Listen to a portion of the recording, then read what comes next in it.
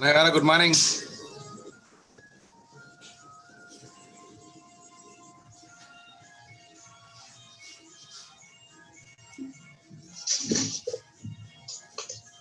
Rajendra, good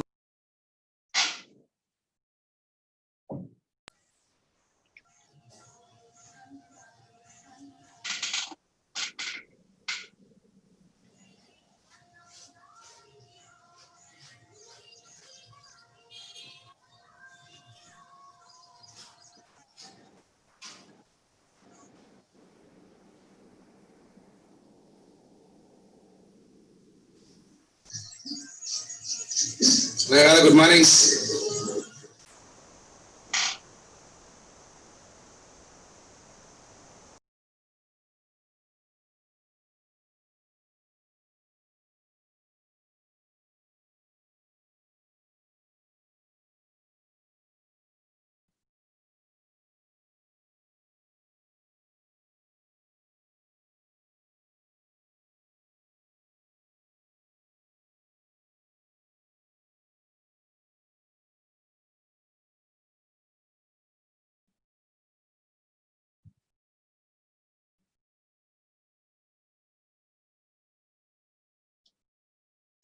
Nagara, good morning.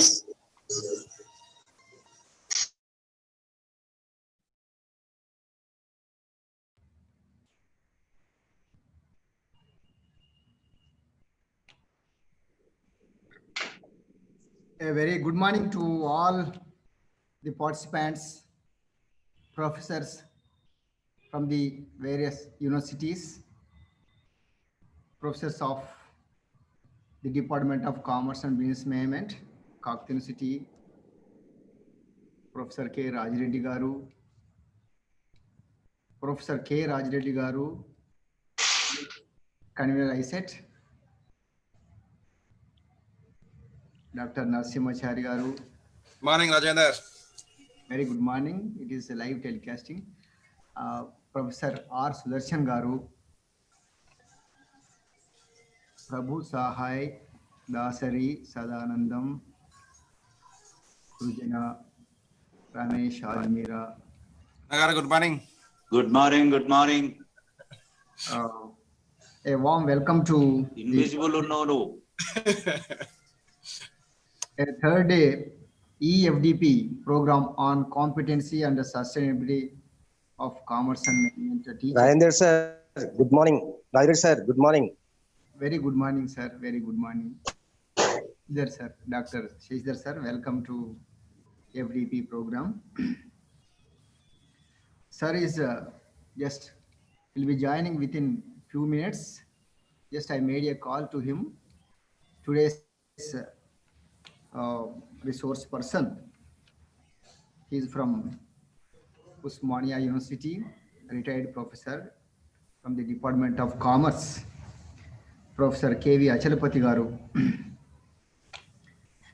He's been with us, and his topic is competency and sustainability of commerce teachers in non-metro areas in post-COVID, and keep in view of the rural area and how the commerce and management teacher sustain by competing the world.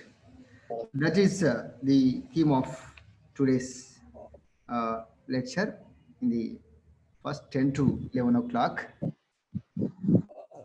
And the second session by 11 o'clock to and 12 and both the professors, and in the 11 to 12, Professor G. Krishnamurthy Garu will join at 11 o'clock. Both these professors have retired from the Department of Commerce. One is from Usmania University, one is from Kakatiya University. We wholeheartedly welcome to these professors. Really, they are officially they are retired, but they are untied professors. even though in the changing conditions, they are competing and they are role models to us because they are using the latest technology. Even some of the younger generations also they don't know how to use the technology, but they are really role models to us.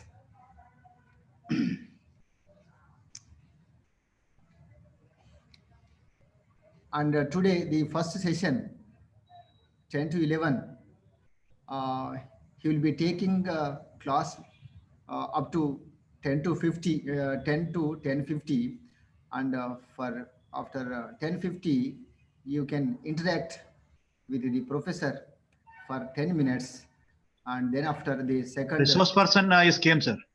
Yeah, very good. Thank you very much, sir. A very good morning, sir. Welcome to you, sir. మీరు sir unmute చేయండి please. You unmute your mobile sir. Yeah now okay. Good morning to Professor Krishnamurthy garu and also the Professor Sudarshan sir, Raj Reddy sir is there, sir. Raj Reddy garu. Good morning. Yeah. A very good morning to all the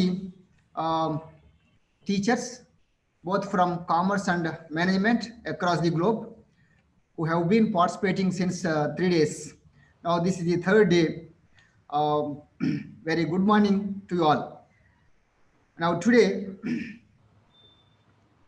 Professor K.V. Achalapati garu, a retired professor from the Department of Commerce from Usmania University. Of course, he is untired. Still, he is discharging his duties somewhere in the different institutions, and he is delivering lectures throughout the country. Now he is untied professor. Now it is a great privilege, sir, that you are with us in the third day session. We are very much happy, sir. Like, so, sir, just I wanted to introduce him with a few words, as a brief biodata. Professor K.V. Achalapati garu is a retired professor of commerce from Usman City with 40 years of teaching experience in India, Africa, and in Middle East countries.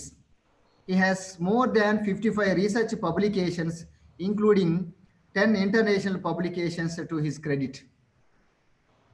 He visited USA, Paris, London, Oman, Ethiopia, Kenya, and Nepal on academic assignments. 10 research scholars, their degrees were awarded, PhDs were awarded under his supervision, and another 6 are working. So this working for their PhD means this shows that it is untiring. He is also at the same time the regular professor in the department, so he is doing his services. And 5 students were awarded, MPhil students were awarded under his research supervision. Some of them are working in institutions like IIMs and foreign universities. Then he has to his credit a major research project on implications of IFRS for corporate reporting practices in India under the sponsorship of UGC, Ministry of MHRD, Government of India. He is awarded Best Teacher by the Government of Andhra Pradesh during 2005. He is the past President of Indian Accounting Association, past Chairman Board of Studies in Commerce, Usman University, Head Department of Commerce, and past Dean Faculty of Commerce of Usmania University. He conducted an international conference on implications of IFRS on corporate reporting practices during March 13 to 15, 2015. He was holding the post of Director of Placement Services, Usmania University, Hyderabad, by the at the time of retirement. After superannuating from Usmania University, he is presently engaging heading a skill development institute by name Dhanvantari Institute of Science and Technology in Hyderabad.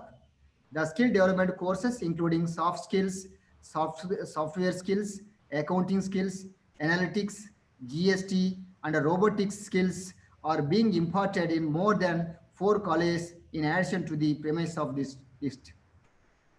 Uh, the district is having more than 20 resource persons in varied fields of skills listed on consulting roles as well.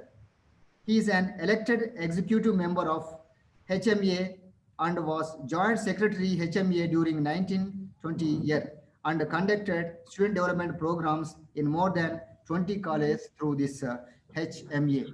This is a brief biodata of him. Sir, we are very much thankful to you, sir. Like your stalwart of this Department of Commerce, Usmania University. Really, when I called to him on the fixing the 7-day program, I called him. I have taken the word from him to deliver a lecture in the 1 week FDP program. Sir told me that. So Rajender, whenever you have some assignment, you please give me assignment. I will definitely will be with you, and to you go on conduct the several academic activities. I will be with you. So this is the word given by the my today's speaker, Professor K.V. Achalapati Garu. He is thirsty of servicing to the society and giving so imparting knowledge to the rural poor people of course the very Newcomb corner from the Telangana state. Thank you very much, sir, for your lot of commitment and thirsty towards sharing the knowledge, transforming the knowledge to society by organizing the different academic activities. Really, we are very much thankful to you, sir, in this morning. Now, I request Professor K.V. Achalapati Garu to give his lecture on competency and sustainability of commerce teachers in non-metro areas in post-COVID-19. Thank you, sir. Thank you very much, sir, for accepting our invitation and coming over here on video conference. Thank you, sir. Good morning, Dr. Rajender. Good morning to all the people, all the participants. Professor Rajender, the head department of Commerce and Business Management, Kakatiya University. Professor Raj Reddy, the senior professor and the Good morning, sir. Chairman Board of Studies. Good morning, sir. Good morning. Good morning, sir. Professor Rajendra sir is also there. Oh, who? Retired professor. Who is that? Retired, another Raj Reddy sir, professor of commerce, retired from the Department of Commerce, sir. Oh, right, okay. Professor Sudarshan sir is also there, sir. Professor Sudarshan sir, Professor Krishnamurthy Garu, Professor Varalakshmi, Dean Faculty of Commerce, all the three functionaries and the learned faculty members from Kakatiya University, and all the participants throughout the India, throughout the world, I am told. At the outset, let me congratulate the head department of commerce for a wonderful initiative.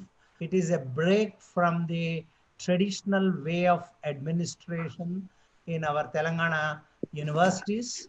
Very few heads of the departments are taking such a bold view, supported by the Chairman Board of Studies and the Dean Faculty of Commerce, but mostly the young and dynamic head has taken a right decision. I have been associated with Kakatiya University. This is the third time, I believe, after he became head of the department. Second time or third time? Thank you, sir.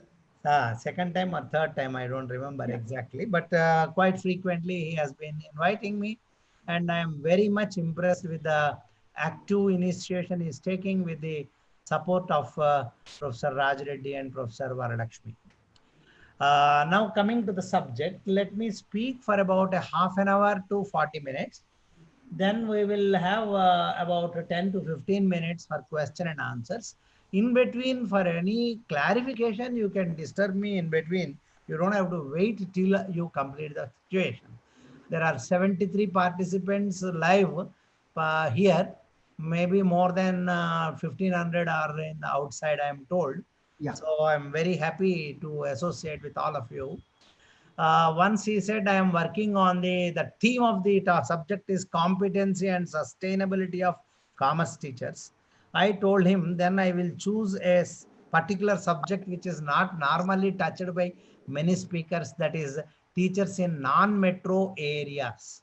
Because throughout the world, throughout the India, you find that many teachers, majority of the teachers are working in non-metro areas, and very few lecturers are working in metro areas. But what happens is access to the opportunities, access to the technology is very high in metro areas, but access to the technology as well as access to the many resources is very less for the non-metro areas.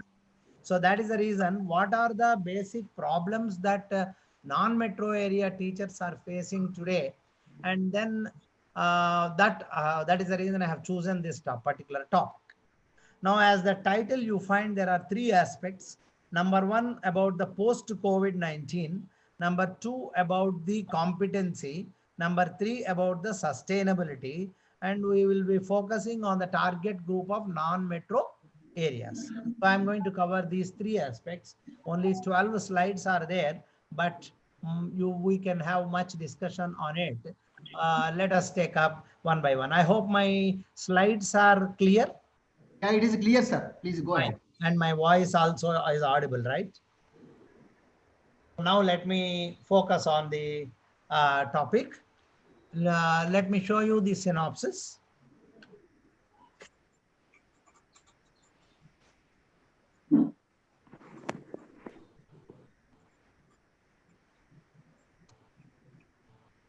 Please move this window away. Which window away? Okay, right. Synopsis. See, this is what I am covering.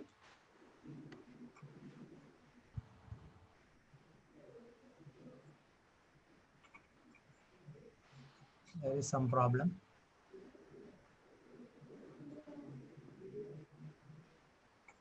This window away from it. Okay.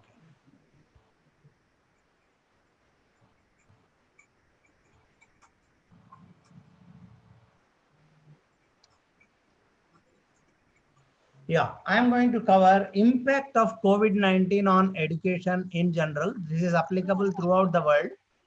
Then I will speak about the challenges of commerce teachers in general. Then challenges of commerce teachers in non-metro areas specifically. Then competency of the commerce teachers and sustainability of commerce teachers. These are the aspects which I am going to cover. Impact of COVID-19 education. If you find, I'm not going to speak on COVID-19 because all of us are aware about it, that the COVID-19 has a severe impact through in 185 countries throughout the world. And by March 20, this epidemic has spread, and thereby 90% of schools, colleges, and universities impacting the close to about $101.38 billion students virtually are affected. You know, this is a serious effect because people are finding that at the different phases. Started in China in December ending or first week of January, December ending. Then it has gone to in January, and it reached India first time in January 31st at Kerala. And thereby you find that February, March, April, May, June, we have seen July also is going, and still it is reaching, it is not yet reached the peak. Still people say that the community spread is still to take place, and then it has to reach the peak, and ultimately it has to go. So it will, and if it is a one time coming and going, there should not be much problem, because by September or October we will become normal. But there is also a fear among the doctors that it will not be a U-turn, but it will be a W-turn. If it is a W-turn, there is every danger that in December or January it will come again. So if it comes again, then it will be a W turn, W turn. In such case, unless you get the vaccine, the danger will continue. So this is a dangerous thing which is going to happen. If it is going to be a U-turn, then your behavior is slightly different. If it is going to be a W turn, your behavior is going to be different, either government or for the individuals. Government will not be, cannot afford to spend all money now to bring the economy out and also to bring the health hazards out now only, if it is going to be a W curve, because you need to have money when you get second time pandemic. So that is the reason you need to go for a conservative approach in spending money. Whereas if it is a U-turn, you can follow Keynesian theory of economics, and thereby you can spend maximum money today to make the country out from the brick. That is the reason Prime Minister is in dilemma. Two sides of economics. Economists are two theories they are bringing out. One is a conservative economic theory, and the second one is a Keynesian school of thought. You can represented by Nobel laureate Banerjee and others who say, even Raghuram, the Chidambaram and others who have been advocating that government must spend more.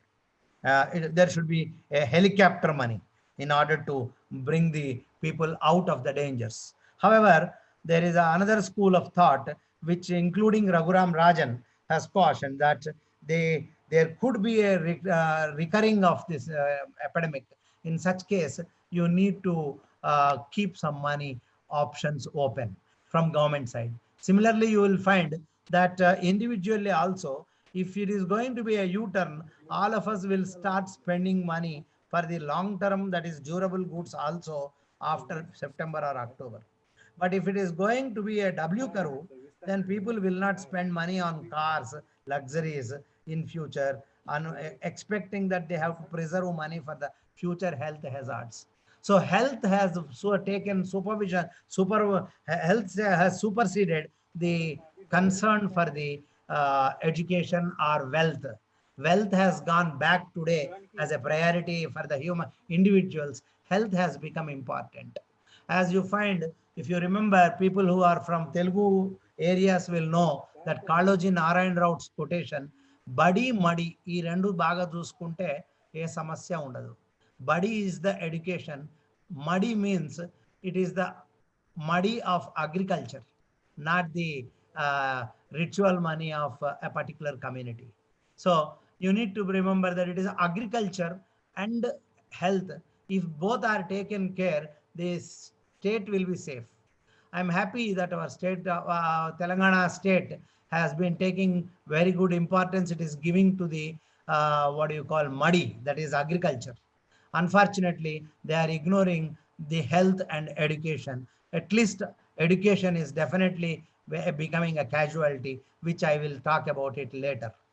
Now we come to the commercialization of both health and education is a major concern in the global scenario. Many of the people are arguing today whether the pandemic is being in the hands of health doctors, or is it in the hands of the pharmacists. We do not know, because one day they will say that this is not a airborne, it is only out of our, what comes out of the mouth only will result. Therefore, whatever that comes out of the mouth, those things, droplets will fall due to the gravitation power. Hence, it will not move to the other person if both of them are covering with mask. But another school of doctors say that no, it's going to be airborne. It can flow for about 6 feet. In such case, your mask will not protect you. What will happen, we do not know. We can't move. We can't move in AC rooms. We cannot move in non-natural moves. And natural moves also crowded. Everywhere, scare. Bhayam. Bhayam to batukutunnam ivala. That is the unfortunate situation happening today.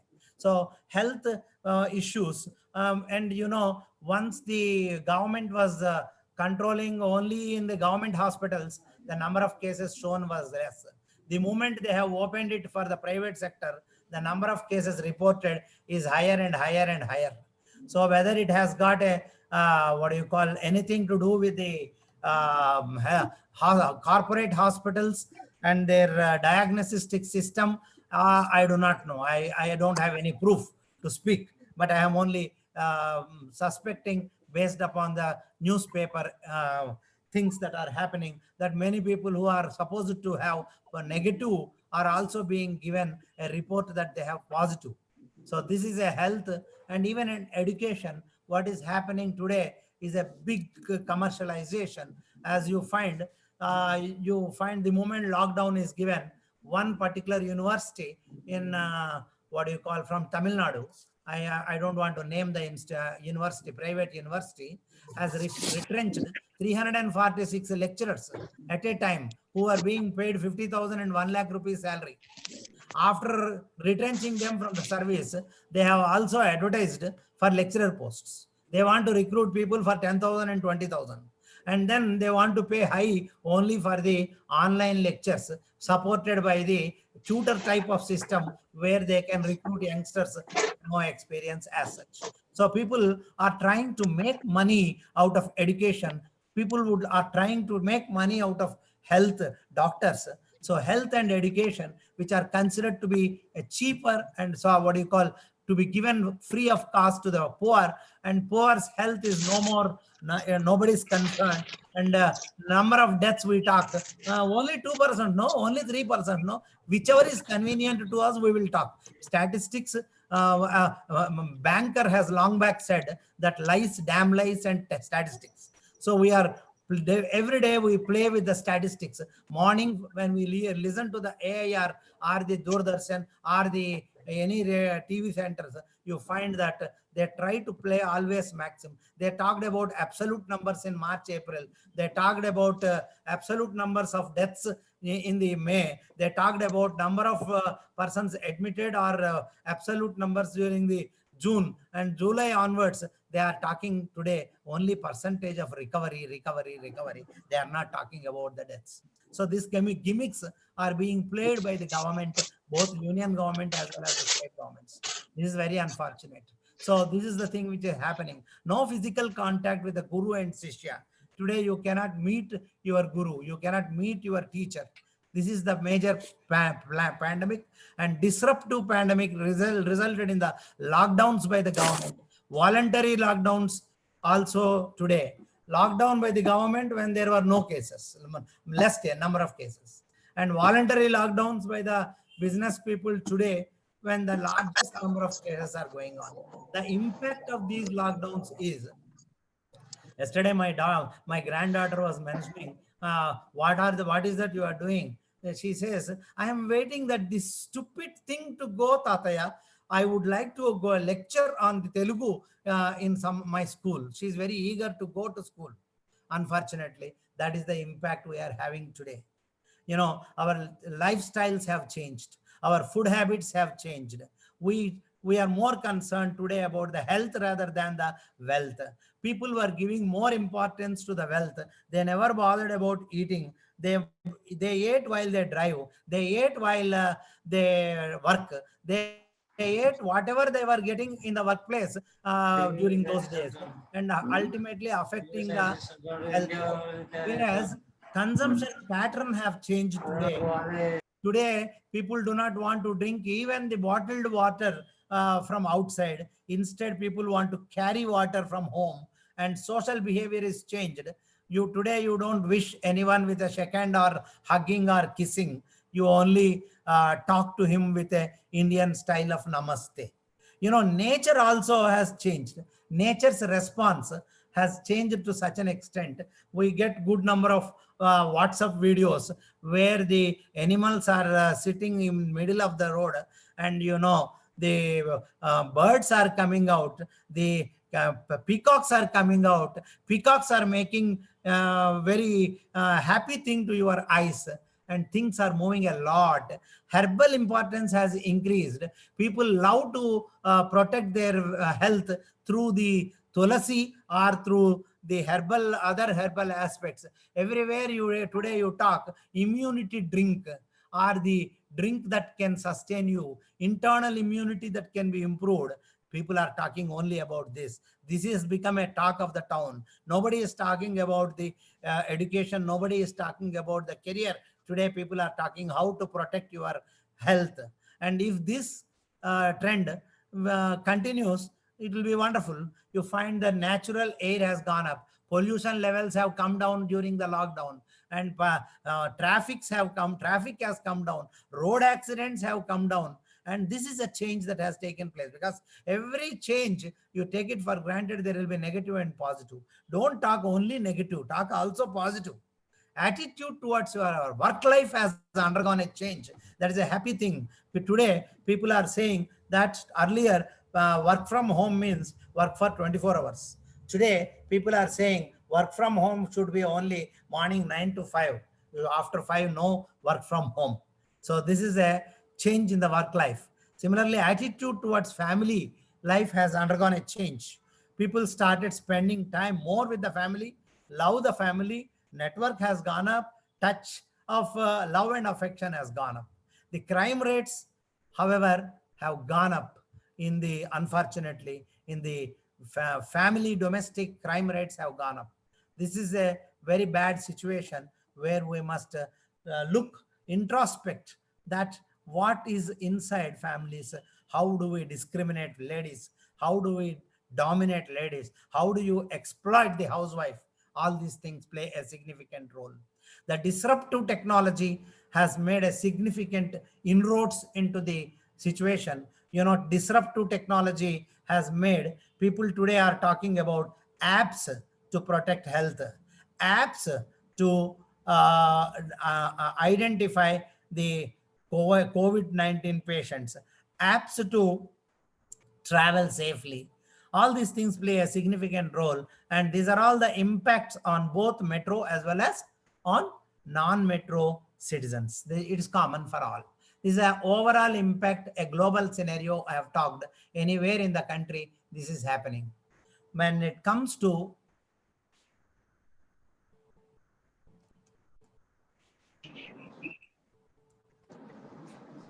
four negative impacts, let me speak about COVID on education. Number one, sluggish cross-border movements of students. People applying for visas has come down.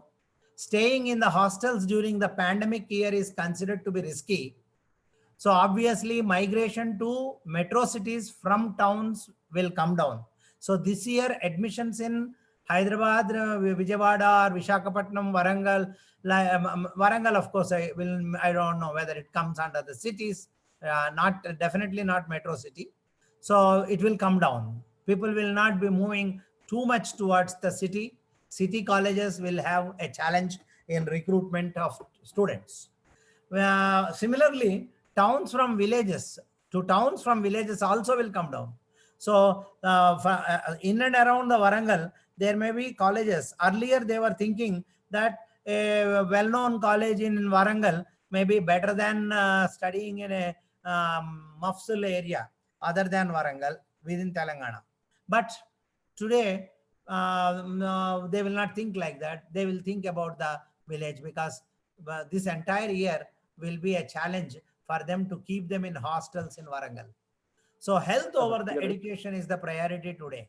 So this is a major change one will take place. Passive learning by students is another change. Sudden shift of online learning without any planning, especially in countries like India, where the backbone for online learning was not ready and the curriculum was not designed for such a format, has created a risk of most of our students becoming passive learners, and they seem to be losing interest due to the low levels of attention. I know very well one junior college secretary and correspondent was speaking to me.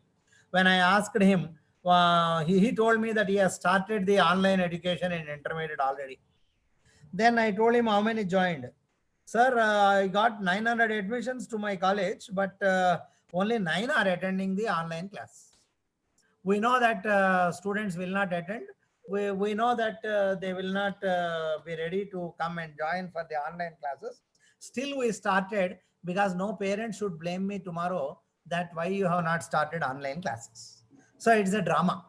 You pay very high amount to the resource persons in Hyderabad and then make them to speak. You pay a good amount to the agent from Hyderabad to arrange for these online classes, including the uninterrupted,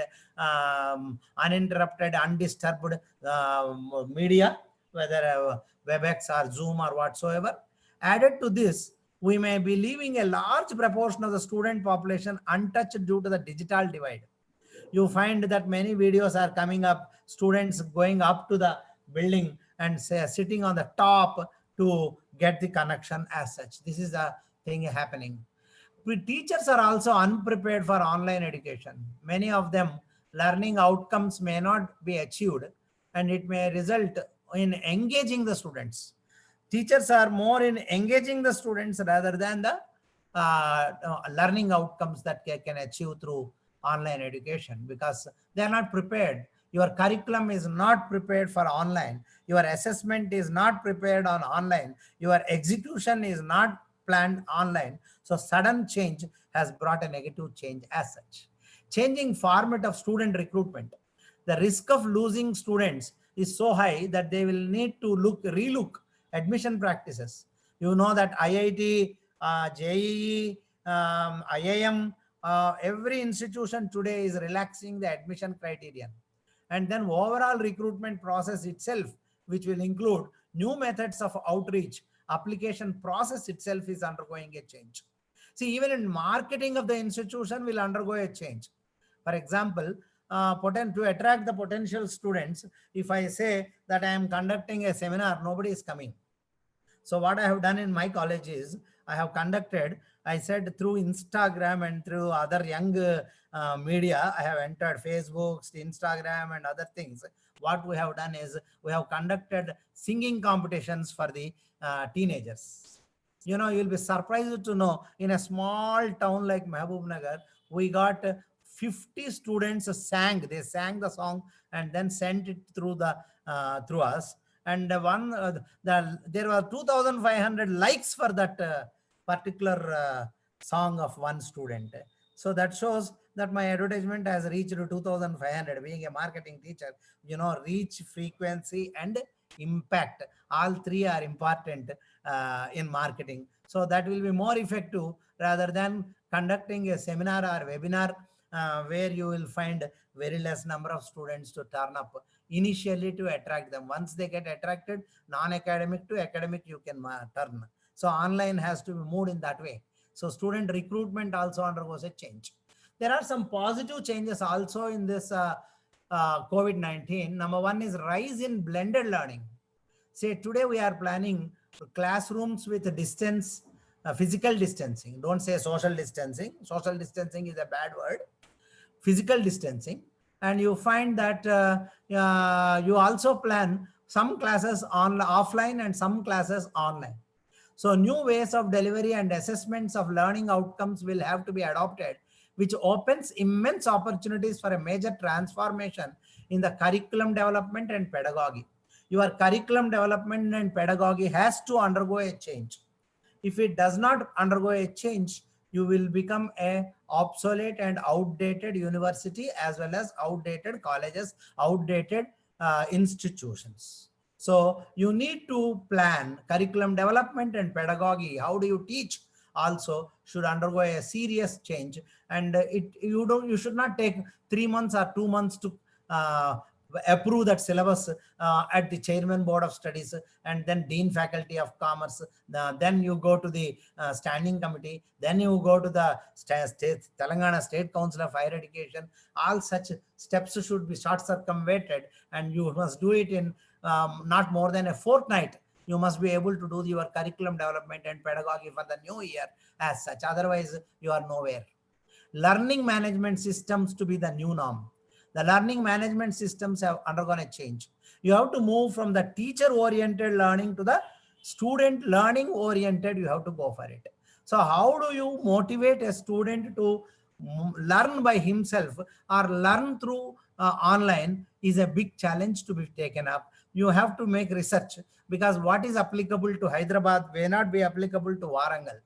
So this has a potential to grow at a very fast pace, but will have to be priced appropriately for use by all institutions. So definitely this will cost you, and this will have to be charged to the students, and you cannot avoid charging some fees to the students. But private sectors, colleges who are doing well should be given reasonably chance to do that. Maybe experts can sit at university and decide what is reasonable also, because you should not result in fleecing the student also. Then improvement in learning material. Learning material, teachers today sitting at home, if you are going on seeing the COVID-19 news plus songs from film industry shooted prior to COVID-19, you will be dying fast, and you will be retiring fast, and you will be become sick, and you will be affected by COVID. So what I would suggest you is, don't spend more than 15 to 20 minutes to listen to the COVID-19 news morning and evening. Spend more time in thinking about how to reach your students through learning materials, how to prepare learning material. Indian Accounting Association, I am the past president of that. We have taken initiative already to prepare a learning material at the all India level as well. So Professor G. Soral has taken initiative, and we are all doing. Professor Bal from Orissa University is the chairman for that, and they are doing how to prepare the e-learning material. So e-learning material has to be prepared by every university, because what is prepared by IIA may be applicable throughout India, may not be applicable to the specific situation of Warangal. So you may have to go for a mixed language also if necessary, because students, reaching the students is more important than your sentiment of teaching in English or teaching in Telugu.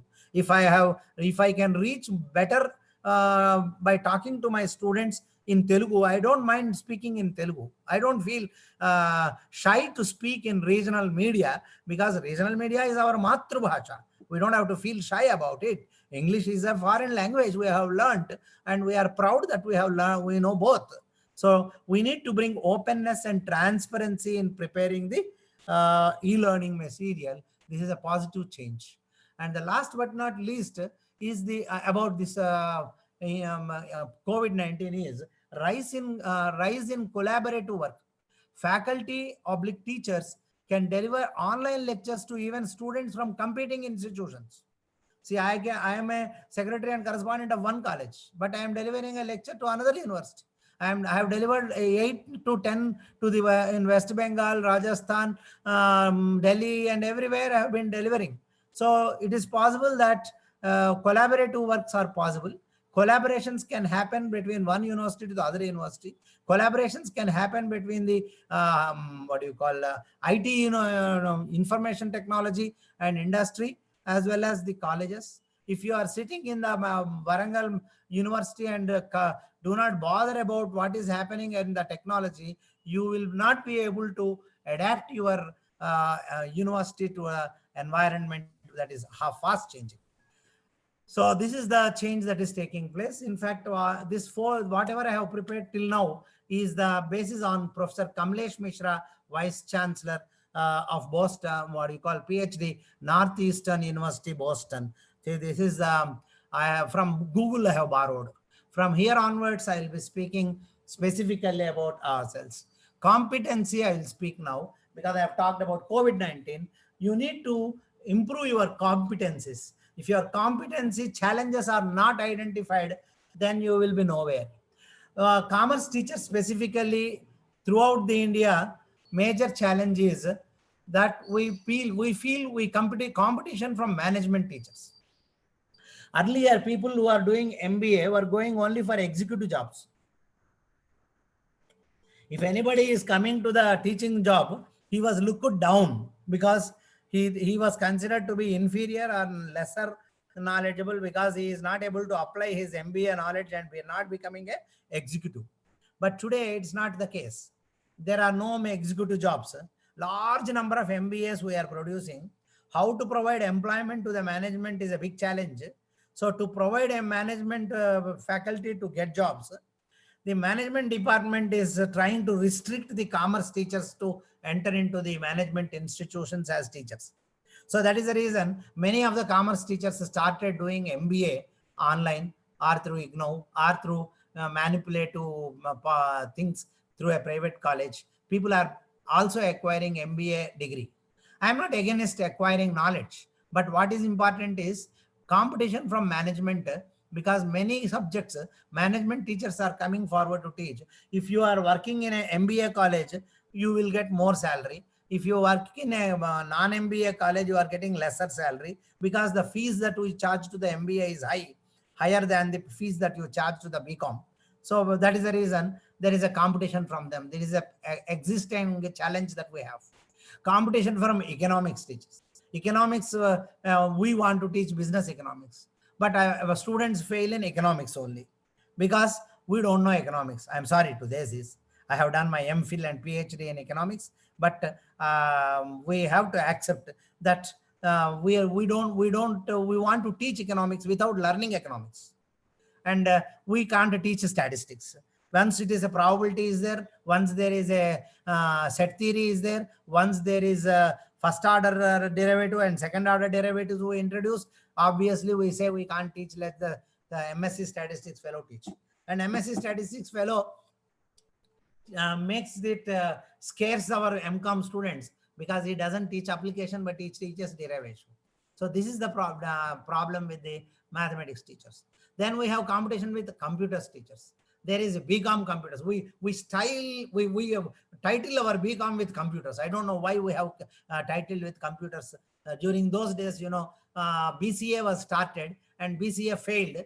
Then our higher intelligent people sitting in the AC rooms of Usmania University thought that the BCA computer labs can be better used by starting BCom computers, because BCom was very popular during those days. So everywhere, whether they can afford or not, even in a rural, remote, tribal area also, we introduce BCom computers. And once we introduce BCom computers, the syllabus, we think that we can teach. And they think that we do not know anything. And ultimately, we thought that we will be teaching them computers and commerce. But unfortunately, at the cost of core subjects of the computer, some core subjects are reduced their syllabus and their content is reduced. Computer subject is increased. Whatever computer subject you introduce in BCom, I will give it in writing that you can never compete with a computer engineer. You can never compete with a MCA. You can never compete with MSc computer science to get jobs. So this is a major thing. We have sacrificed our core subjects for the purpose of accommodating computer subjects. BCom computers, BCom computer applications, half of the subjects. Na ghar ka, na ghat ka. This is a popular Telangana saying. You are good in computers, nor you are good in commerce. So that is what happening. Lack of focus in any of the core subjects due to the herd instinct in acquiring degrees and also teaching. We want to go for BCom computers, BCom computers, BCom computers. Ultimately, what are you teaching? We don't know. Accounting. Today, there are no accounting teachers. Show me good accounting teacher. An accounting teacher does not know basics of accounting today. He doesn't know basics of cost accounting, management accounting, Ind AS accounting standards. 2016 onwards, most of the companies large companies are applying the Ind AS, which is nothing but imported IFRS system, Indian version of IFRS system. And many teachers themselves do not know what it is.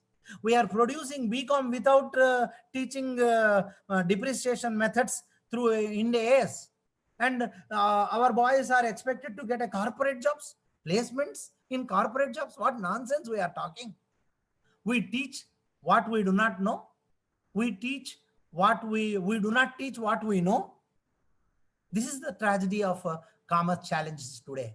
Tally.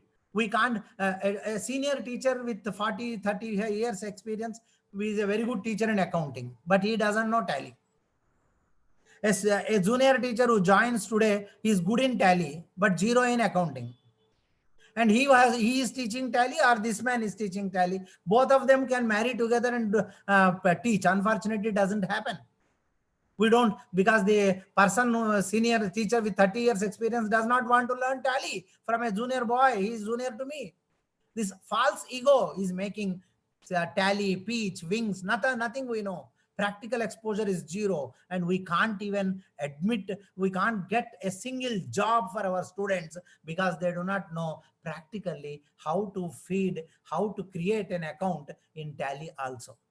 Banking and financial services and insurance. Many companies are coming forward to train them. Why should they train when you have got a core subject in your commerce? Because you don't teach it. You only make it a guide-oriented teaching of banking. We always talk about what is the 10 questions in banking, 10 questions in financial services and insurance. This is the tragedy. Taxation, income tax changes every year, and we do not want to update ourselves. We do not want to update what is GST. One line, one nation, one tax, the Prime Minister says, but no teacher in commerce knows about the GST, unfortunately. Online filling of forms, we do not know. So this is the tragedy of what is happening. These things will go fast. You don't have to worry that I will be taking more time, but basic commerce subjects competency. Therefore, I have identified skill-based commerce subjects. See, skill-based core subjects, if you want. What I mean to say skill is, I think all the participants should know that good olden days when I was teaching accounting 40 years back, when I was teaching only from the textbooks, and I was doing problems only from the textbooks. But that was enough. The thorough theory knowledge which he learns in the subject was enough for him to become a good accountant in a company those days. Today, I teach what I am supposed to teach for 1 year, I teach in 1 semester, because our university people reduce the syllabus of not reduce, they crumble everything in 1 semester. What is taught for 1 year of BCom during my days is taught in 1 semester in financial accounting 1, and financial accounting 2. Second semester will have second year syllabus, and second year, the first semester will have corporate accounting full of syllabus which I learned in third year, and very less in cost accounting, very less in management accounting. This is the tragedy. So what happens? What are you learning? The skill. All students, all of us should know that attitude, skill, knowledge. These three things only will get the job to the student today. And attitude towards the job, positive, which I am not going to speak now. Skill is like a barber, like a carpenter, like a cobbler, like a goldsmith, like a blacksmith. You should be able to write the accounts. A munshi was writing accounts without learning anything. Marwadi. Like that, an accountant who becomes a BCom should be able to write accounts at least in a retail shop. Proper cash account you should prepare, and also BRS he should be able to prepare. He doesn't know how to prepare bank reconciliation statement. It is an insult for all of us to produce lakhs of students who cannot even prepare bank reconciliation statement. So management accounting, computerized accounting we talk about. What computerized accounting we teach? Income tax. We don't know how to fill our own income tax assessment, GST, auditing, entrepreneurship, marketing, selling, mandi concept. My friend Prasad from NITIE, he is from Nalgonda. He is a faculty member in NITIE Bombay, and for 15 years he has introduced mandi concept. Mandi concept is he doesn't give a MBA degree in his institute unless the boy goes into the market and sells something of useful to him. Selling is the most important requirement. Today, our students do not want to do selling job. And Prime Minister also today is successful mostly because of his selling attitude, selling ability. I can tell Professor Mr. Mo, nobody can replace Modi, the best prime minister, in selling all his ideas and products. How he executes, how he administers the country is a different aspect. That is not my subject now, but I would really admire him to be the best seller of the country. Anywhere he sells, the 5 minutes he speaks, he will be able to make people very pin drop silence. Logistics management, we failed. We don't teach logistics management. How do you manage the logistics is a big question today. And there are many jobs from Amazon and others. Mass communication, crop or weather insurance, stock broking, finance, telemarketing. These are all the areas in which, if we can focus, if all our non-metro teachers focus any of these subjects thoroughly, and if you make skill means, there is a concept known as learning. The word learning in psychology, it means change in the behavior. On the day a student who joins in BCom first year, a student who completes his BCom final year, if there is a change in him, then he has learned anything.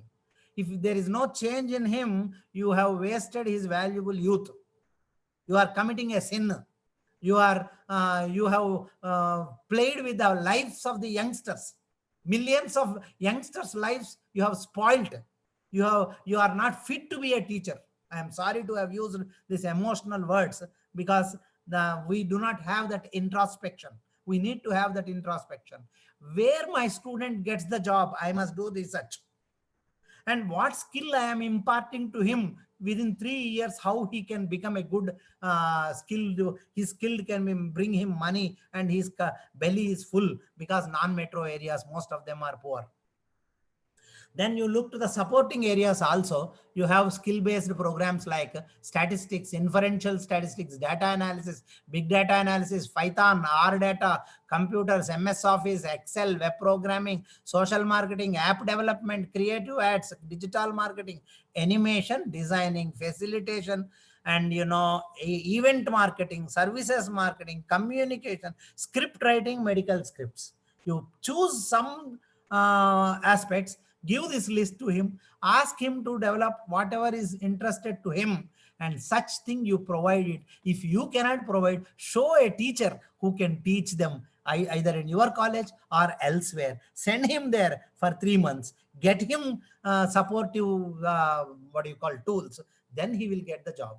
Without improving the competency, how do you expect your students to get the job?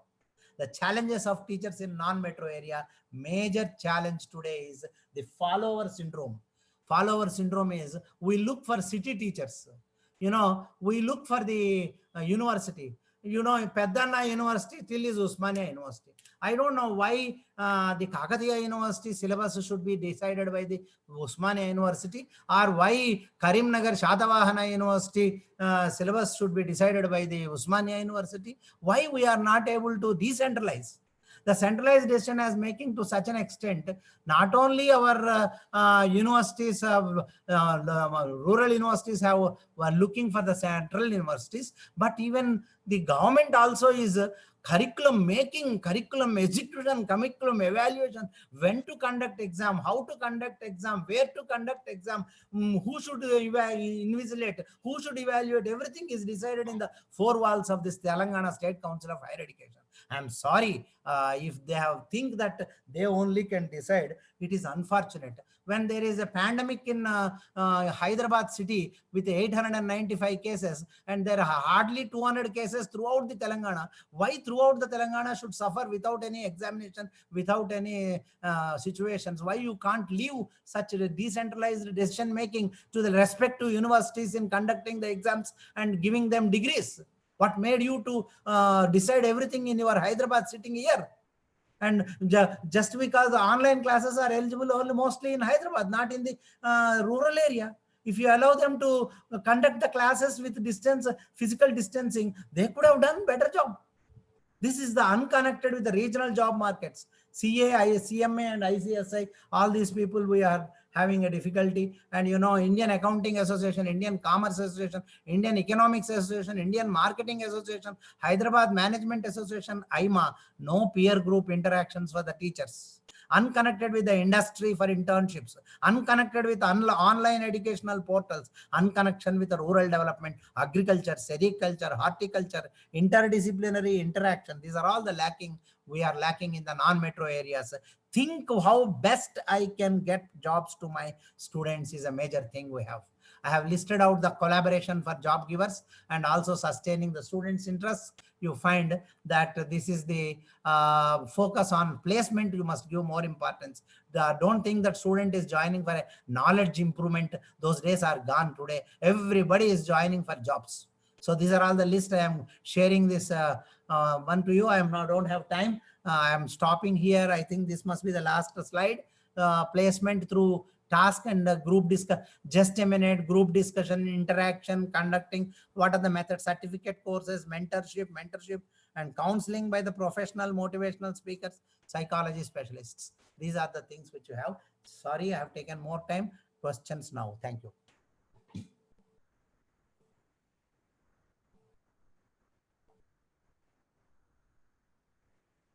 The dais is open for the questions, please. Am I audible? Hello. Yes, sir, you're audible, sir. Participants can ask the questions. You can unmute yourself and can ask the questions. Yeah, I'm stopping the share. If necessary, I will ask them to. I will open again if necessary, depending upon the questions.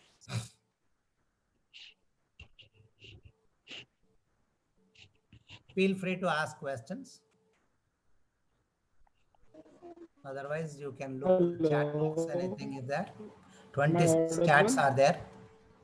Hello. Yeah, hello. Hello. Yeah, you are audible. Hello. Please speak. Hi, audible? Yeah, very much. You can. Introduce yourself. Yeah, good morning. Yeah, good morning, sir. Yeah, I'm Dr. Abhishek from Lucknow. Doctor? Department. Hello. Yeah. Hello. My voice is coming, sir? You can come nearer to the computer, Good then it will be morning, I'm more Dr. audible. Abhishek.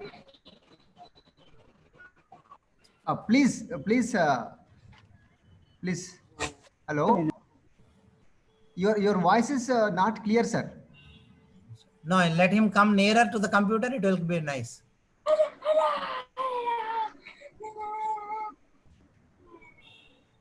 Yeah, speak, ma. Varalakshmi, Dean Faculty of Commerce. Am I talking to her? No, sir. So she No? yet No, to be- somebody? Yeah, let them ask questions. Otherwise, you can pick up from chats. There are some questions in chat also. Hello, good morning, sir. This is Jayardhan from Padmavati College. Yes. Hello. Yeah, you are audible. Speak. Sir, how can we improve the attendance for online? I have spoken in my presentation. Thank you for a good question. What you need to do is initially conduct programs what is of interest to the students. Don't look what is good for the students.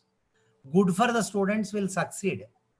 Basically, what is of interest to the students? A student is interested to chat. A student is interested to sing. A student is interested to dance. So conduct some songs programs to what do you call the dance programs or the art programs, competitions, and then give some prizes initially so that they will start attaching with you. Once they start attaching with you, you will be able to make one non-academic and one academic. Like that initially you do. Continuous efforts. It is if you, the person who is sleeping, you must make him awake. Once he is awake, he will chase you. He will chase you. You will not have time to spare for him. That is my experience in rural area. I am not talking Hyderabad. Yes, sir, but our syllabus may not permit for that. That is the problem with the teachers. Let me tell you, if you are obsessed with the syllabus, when you teach something and when it reaches the student, it is the question of syllabus. When it does not reach the student, where is the question of syllabus? First, IDA's theory we teach in marketing, right? Attention, interest, desire, action, satisfaction. So first you draw his attention through non-academic programs. Next, you create interest by conducting interesting academic programs. Then you create desire in him, motivate him. Once he is motivated, he will be prepared to come for more number of online classes than what you schedule. Then he is prepared to pay fees also extra, because you have already motivated him sufficiently. He is ready to learn. Without making him to ready to learn, if you teach, he will sleep in the class. What is the use? Thank you, sir. Welcome. Next, any more else? I request all the teachers, you can. Yeah, may I, sir? Sir. Sir, good morning, sir. Very good morning. Sir, I'm a Dr. Suresh in University Arts and Science College, Warangal, sir. Yes. Sir, one question, sir. According to your observation and studies, is the COVID-19 cases declared by the Telangana government every day is fact or not? How many cases are today active cases? How many cases are recovery cases? How many cases are positive cases? Every day is declared by the Telangana government. But it is a fact or not? First point, I must tell you that I am not competent to give my judgment for that, because I am a commerce teacher. First point. Sir. Second point, whatever I have talked and prepared is based on the newspaper reports only. Okay, So sir. as per the newspaper reports, there are two versions. One version is government is suppressing the figures to show less number of patients. And there are only Hyderabad, they were admitting in Gandhi Hospital, even from Adilabad, tribal area also, if anybody is affected COVID, from there is no transportation, there is no hospital to test him whether he's COVID or not. He is not admitted in any hospital for any complaint. And by the time he is brought to Hyderabad, he is dead, but he is not declared because of COVID, but he is dead. So this is the one theory. The other one is, once they have allowed, the government has allowed the private sector to do it, they started fleecing money by giving positive reports falsely, and then increasing the cases, and that is the reason number of cases has gone up now. So both the theories must be right. Okay, sir. Thank you. Thank you, sir. Good morning, sir. Yeah, Prasad. Yeah, good morning, sir. I'm Balasri Prasad from Mahatma Gandhi University, sir. I'm research scholar in management, sir. I've got a suggestion kind of thing, sir. Like there is a need of industry interaction, more of industry interaction to be the part of the syllabus. Like as far as now, I think no universities have industry interaction part as a part of the syllabus, but they are doing with their interest, but it is not the part of the syllabus actually. So there is a need for inclusion of industry relationship. Like we have got very interested concept recently started, sir. It is like corporate mentor. Correct. Like some topmost employee can be the mentor for one or two students in the college. Correct. I have mentioned it in my presentation also. Only point sir. you have to remember is anything that you prescribe from the Kakatiya University, let us say central university, central place, 400 colleges, 500 colleges, if the same syllabus is good, what is done by Suresh in Nalgonda may not be done by others, and students will get affected. So we need to look, uniformization of syllabus is a big challenge. So there what we do is we always look what is practicable in the rural area plus what is good for the students. We balance then and we will make the curriculum. Okay. Thank you. Thank you, sir. Now, any more? Rajender? Yes, please. Namaste. Please tell me, sir. Shall I ask one question? Please, you can ask, sir. Please. So I am asking one question, Professor Chalpati Garu. Sir, what is your opinion if the government wants to conduct PG classes online? Is it advisable, sir? Sir, this question is coming from Professor Rajreddy, sir. Professor Rajreddy. Professor Rajreddy. Okay. Yeah. The online question at the PG level, when it is being conducted at the KG level, What is wrong if we conduct in PG level? Number one. Number two, if we're the PG level, you must only ensure, since the number is less, we must only ensure that everyone gets the access to the instrument. That is the hurdle that we have always. That hurdle is there even for the undergraduate students and intermediate students and 10th class also. But if you do not start the PG online classes now, there is every danger that higher education equipping the higher education Telangana becomes a big challenge later, because the more you delay the classes and nothing happens, there is a danger that from this area students will not be able to get themselves empowered. So I support the online system, but we need to spend the time and money for seeing that access is provided. Thank you. Okay, thank you, sir. Thank you. So, Professor Garu, Krishnamurthy Garu. Thank you all the participants for participating in the discussion and posing some questions and clarifications with our the renowned Professor K.V. Achalapati Garu. Really, it is a good session, sir, that has gone in the present morning with pleasant discussions. And really, we have you have focused so many aspects, the challenges that the non-metro, that is a rural background teacher, how they have to face, what are the pros and cons, what are the negative changes and positive that he has, and the progression.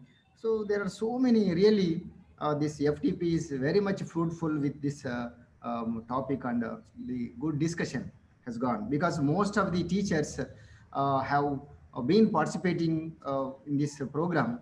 From almost more than half of the teachers came from rural background, naturally, in every state also.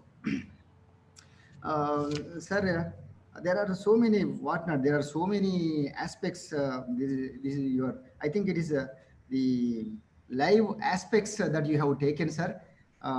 Thank you very much, sir. Now, thank you, sir, for always encouraging me. Whenever I call you, then you are treating like your boy, and you are you are supporting your suggestions. Really, I am very much thankful to you, sir, from bottom of my heart and on behalf of my department. But I now request a formal vote of thanks. That is now I request Dr.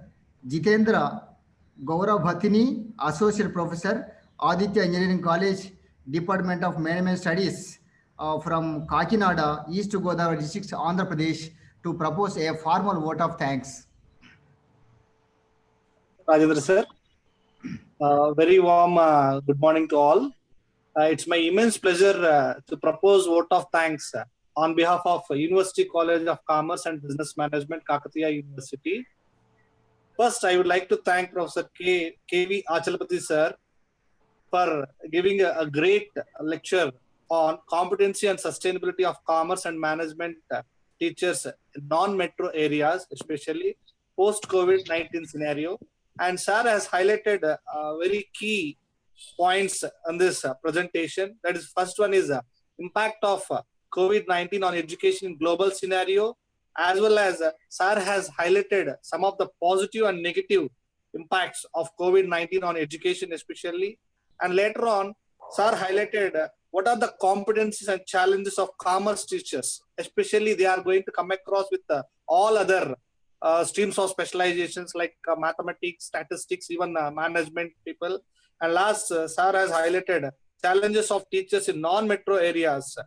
That means sir has extremely highlighted what a commerce teacher or a management teacher should possess. That is, especially no peer group interaction has maintained, especially in the people who are working in the non-metro areas. Because already people who are working in the metro areas, they will be having a good sort of interaction, so that they are keep on growing in their career and all. Whereas it is lacking in the people who are working in the non-metro areas.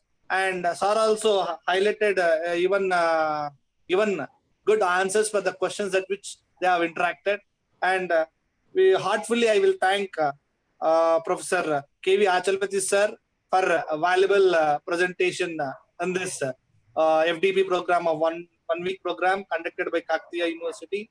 And I propose my gratitude to Professor Raj Reddy Garu, convener of ISEC, Telangana, and Professor Varalakshmi Garu, Dean of University College of Commerce and Business Management Studies, and not the least, the man behind for organizing successfully this 7-day program, that is Professor Rajendra sir.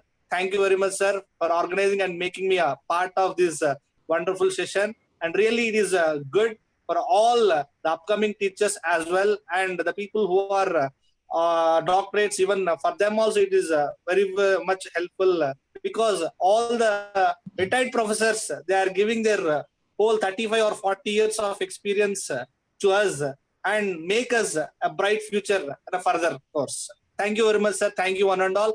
And I thank all the participants also for their patience listening also. Thank you very much, sir. I also thank Dr. Professor Rajender and all the faculty, and even Jitender from Kakinada. Thank you very much. Thank you, sir. Thank you very much, sir. Thank you, Dr. Jitendra Garu, for a nice proposing vote of thanks. Now it is the time to the next session. And today, my teacher, one of the stalwarts of our department, who has retired, but he is untied professor. I am proud to say that I am a student of him. His Professor G. Krishnamurti Garu. I warm welcome, sir.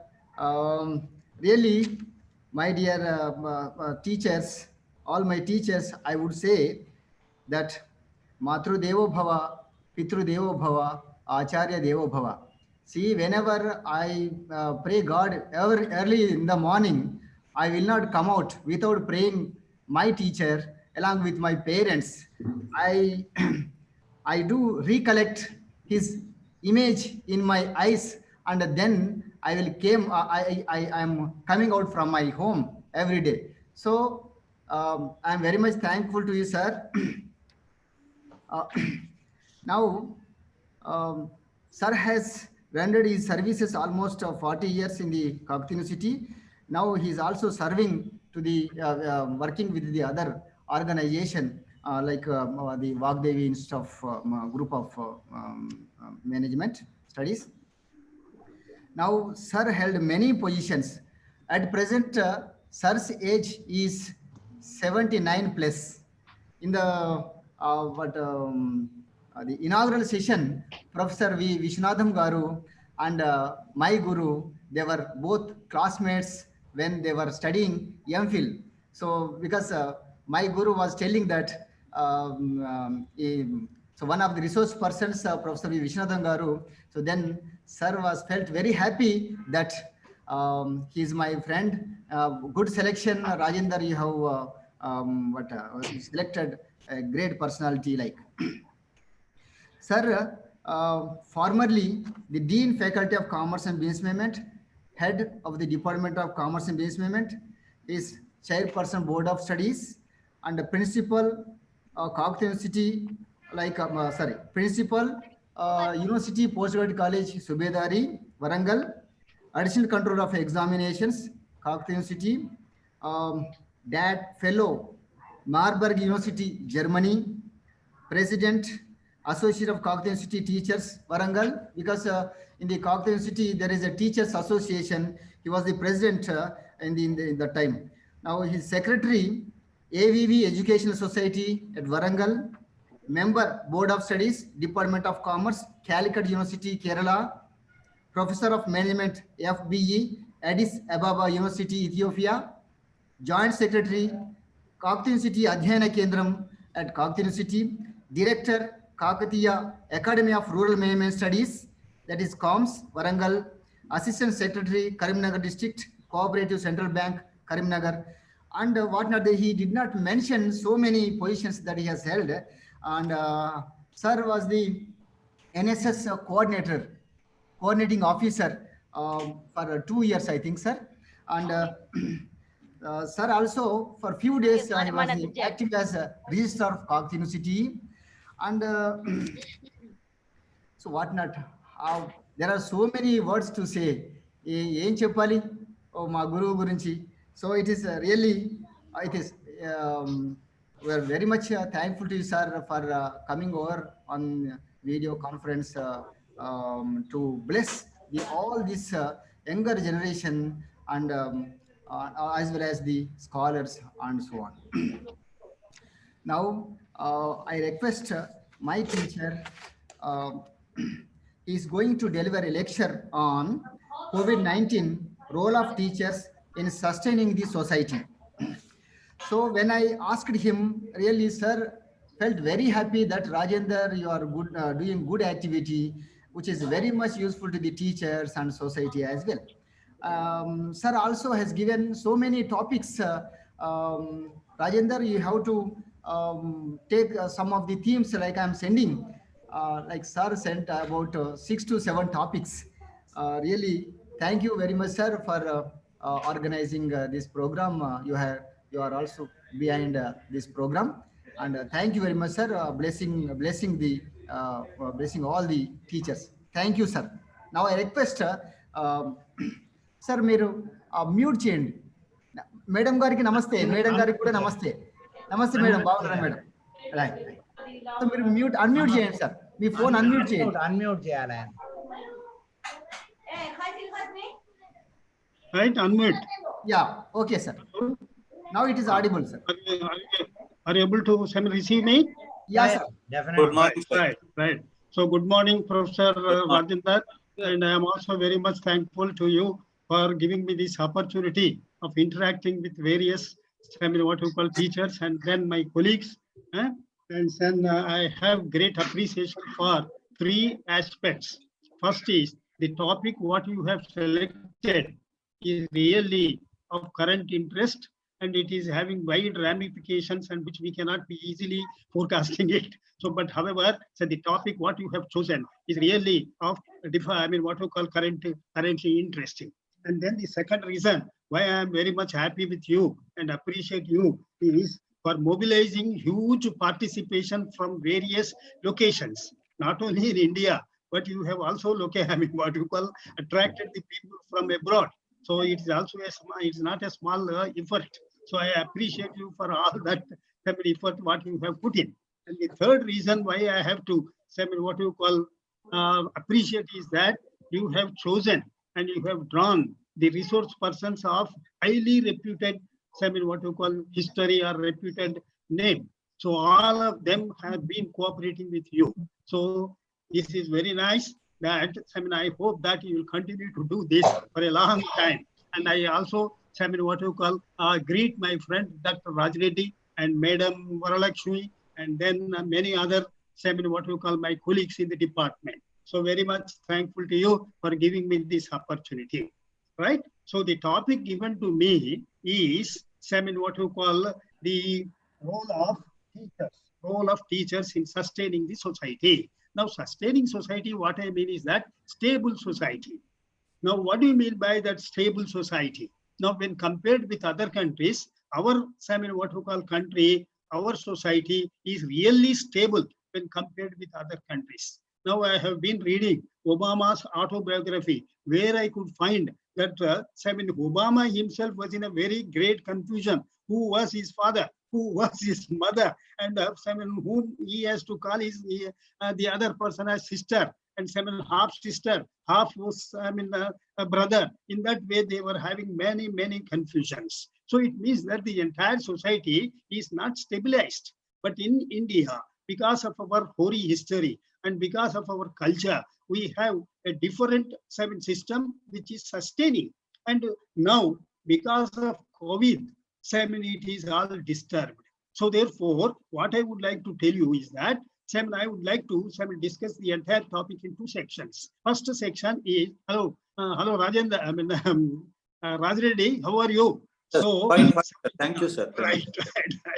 So let me continue. So I would like to present my discussion in two parts. First part is what are the tremors we have experienced because of the COVID, right? So how they have affected the society.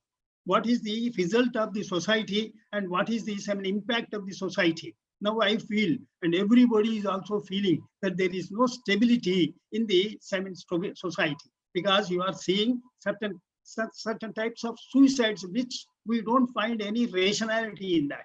We don't find any type of reason for that. People are committing suicide. Why they are committing suicide?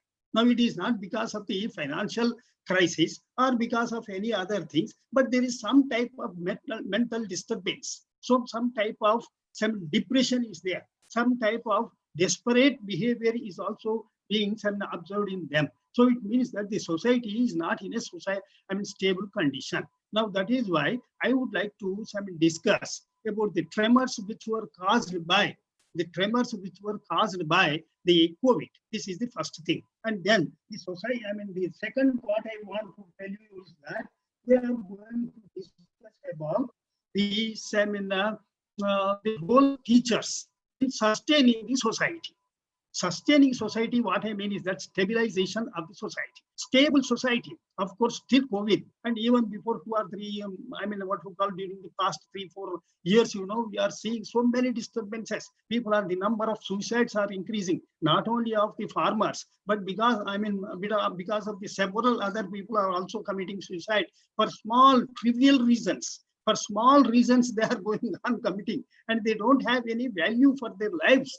And they are not thinking that they are also a part of the entire society. So that is why I'm chosen to talk about the responsibility, role of teachers in maintaining the sustainability of the society. This is the topic. Now here, teacher means here he is having different roles. Right? So he is having, what I mean is that a teacher is not just like a teacher in the university or a teacher in the college. He is a teacher in the high school education. A teacher starts his life, a teacher's position is starting from the bottom, that is primary education. Now here, by the time the people come to their post-intermediate colleges, they are fully developed. They are formed, they are having their own formation, and they have their own fixed what we call ideas. It is very difficult to bring a change in that. Now, recently I was reading a book, I Am Okay and You Are Okay, by Harris. One book, he is a psychologist. He says that the impact of parents and adults would be there on what we call these children. So therefore, we will have to take more care of children and see that they have some ideas about our society, and they have some ideas about our holy history, and they do have some what we call background, how our society is functioning. What is Atma? What is Dharmam? What are the which are keeping us so stable? So this is the what we call. That is why I have chosen to discuss the role of teachers from the bottom. And as a matter of fact, the topic is competency and sustainability of management and commerce teachers. Of course, that is also important, but it is in later stage. But in the beginning, and we are talking about some superstructure. When we are talking about the competency and other things, we are talking about the superstructure. What about the foundation?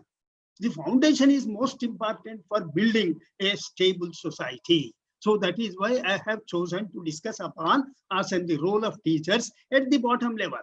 And from bottom level, it is also applicable to what we call it at different levels. So the problem is that, say, now I have given the scope. The scope is only simple. That is, I am going to discuss about the role of teachers from the bottom, from the primary level, from middle class and higher class, and then what we call the people are left and they are going to the universities, colleges, and they are behaving in their own way because depending upon their structure, they are depending upon their culture, they are going on doing. Now the COVID, as a matter of fact, I would like to give you a small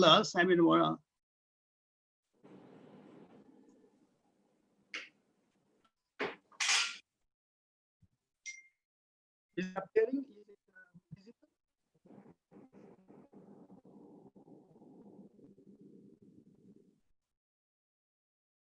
1 minute, please.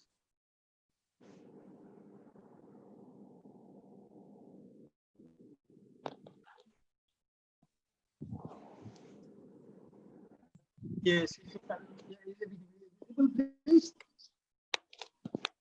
No? Rajendra? Is it visible? So let me back. It is visible. It is visible, sir. Visible? Right, Yeah, right. yeah, it is visible. Right. Now the next, Simon, what you call? Next, slide number 2. The first slide has given me my address and other things, you know. So the second slide is telling you about the corona disease. Is the burning topic now, problem currently over the entire world. Everybody is engaged in that. Now, World Health Organization, you know, they, as a matter of fact, COVID-19 is the thing what the World Health Organization. Sir, make it full screen, sir. Sir, next, click change. All right? Okay. Yeah, It is sir, okay. Right, right. So my point is that problem is not confined to only India. It is worldwide. It is worldwide, and then its impact is due on the people. People of. Pardon? Somebody is talking in between. Is it relevant or irrelevant? Right.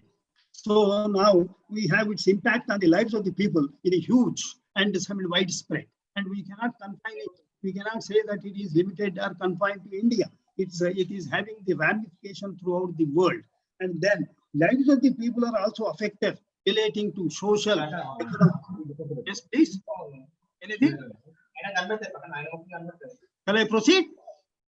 Yeah, sir. You Please. can proceed, sir. So it is affected. It is affecting all all aspects of the life, human life. So social aspects, political aspects, economic aspects, irrespective of the nationality and region, religion, and other affiliations. It is affecting everybody. So to keep watch on the speed. Hello? Sir, press F5, sir. F5. F5. Yeah. So Right. it will become full screen. One Sir. minute. Yes. First row, sir. First row. పైన first లో ఉంటుంది sir. ఉంటుంది ESQ1 ఉన్నది, ESQ1 ఉన్నది 5. F5, sir. F5. 5. I have pressed it. Clicked it. పెద్దగా ఉన్నది. Sir, F5. Press change, sir. 7. Is it all right? Right. Now to keep a watch.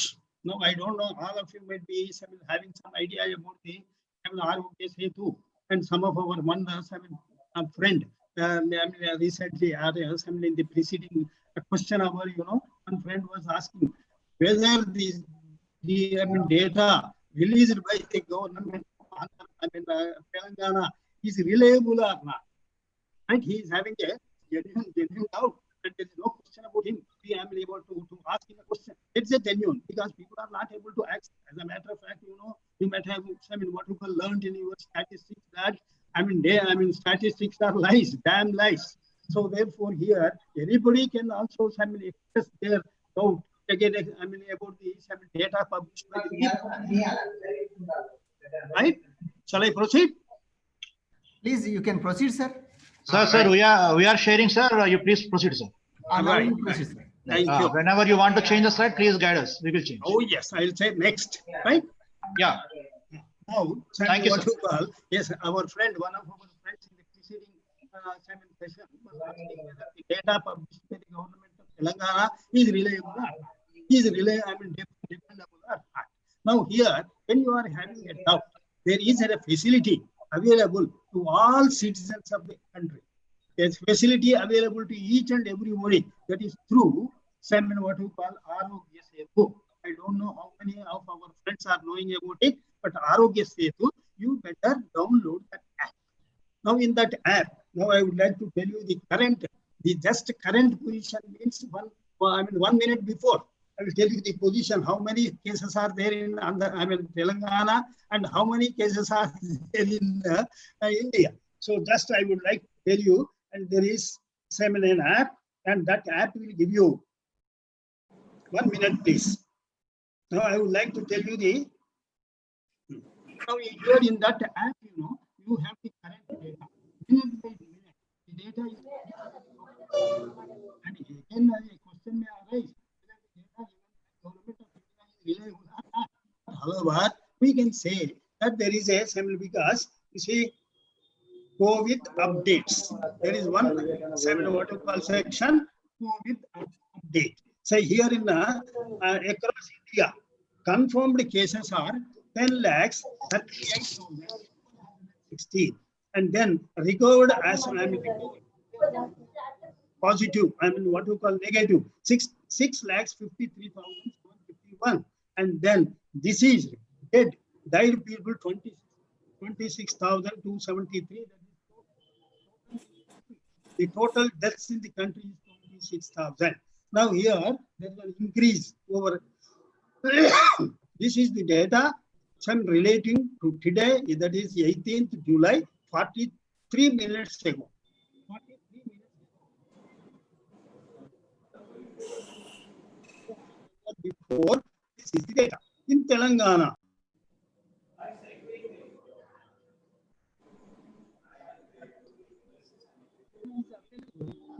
మీది unmute లో ఉంది. hello. Okay, sir. Now, okay, sir. Matladi. Shall I proceed? Right. So now, this is the information which you get from ROKC. Then you can also your health. What is your status? Health status with regard to COVID. Right? With regard to COVID, what is your status? You can also check it. And then you can also understand by some graphs and other things, many things are available. I hope that my friends will download immediately. This is Setu, that is Arogya Setu, and you will be able to know everything in that. Next, please. COVID-19 in India. This discussion highlights the impact of COVID. This discussion, what to call impact of COVID on the society and how it has been shattered. Which is shattered? Society is shattered. When the society is shattered means it will also destroy the what we call the superstructure. It will also destroy the entire economic condition, political condition. All these political issues, problems are arising because the society is weak. The society is not having the freedom to interfere, to talk, and whoever talks is put behind the bars. So in that way, the problems are going on increasing.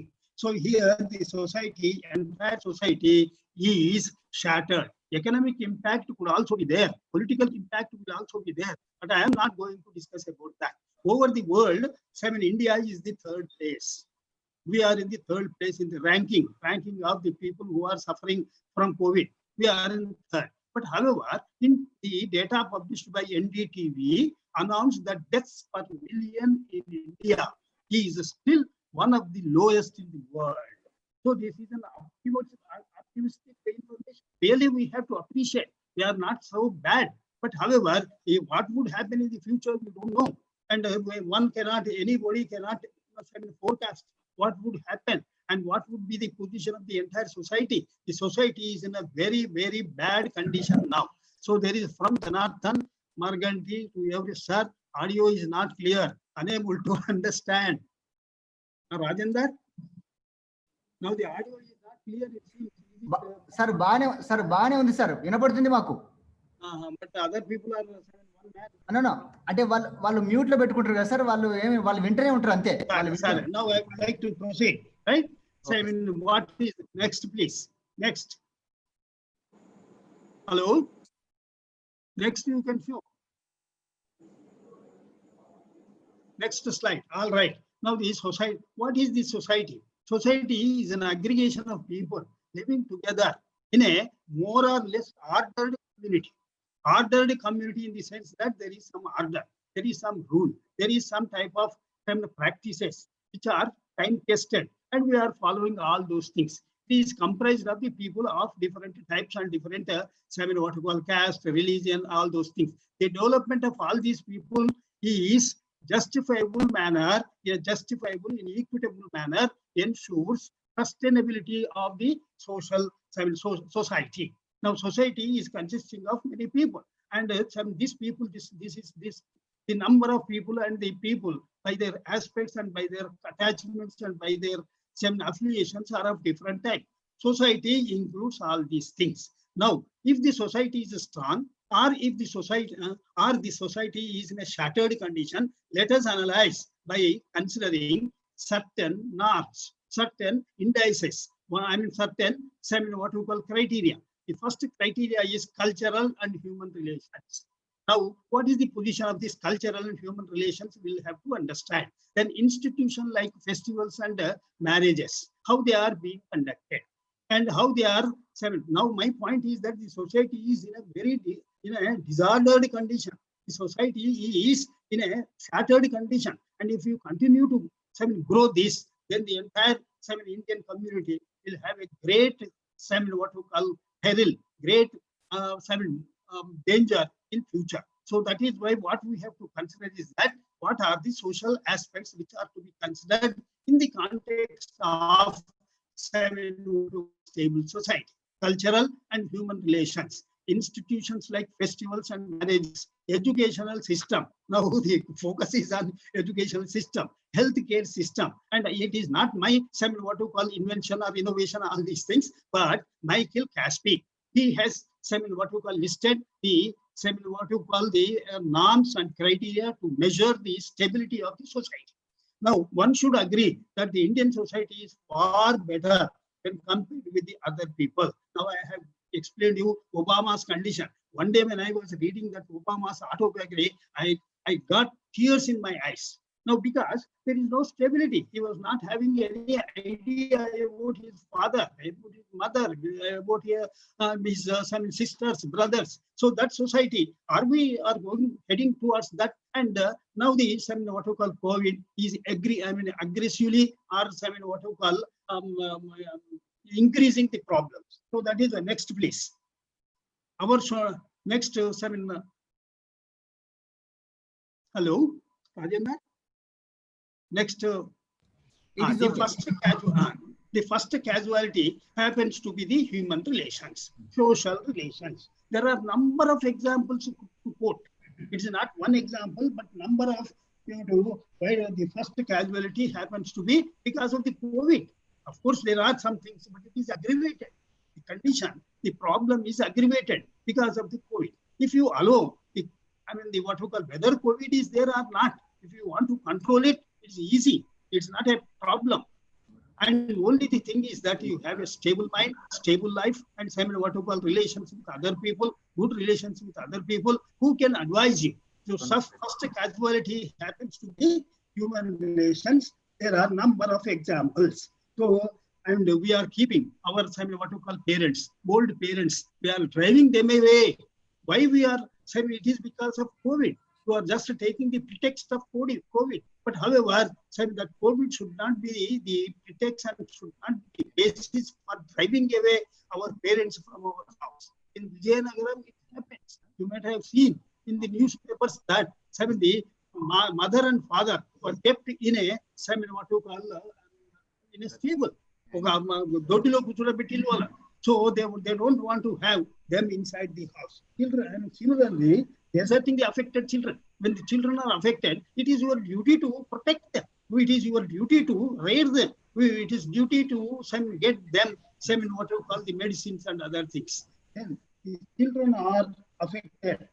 The deserting the children, the ill treatment of dead bodies. So there are number of examples, number of news items that how the dead bodies are treated, and consequently the values, the human values are lost. Hence, stability of the society is affected, is in danger. So this is one reason. That first reason happens to be the bad human relations. The second reason, what you call marriage institutions, even in the first reason, the human relations, in a house, when a person is having old corona, they are not able to, they are not getting the support to sleep in one bedroom.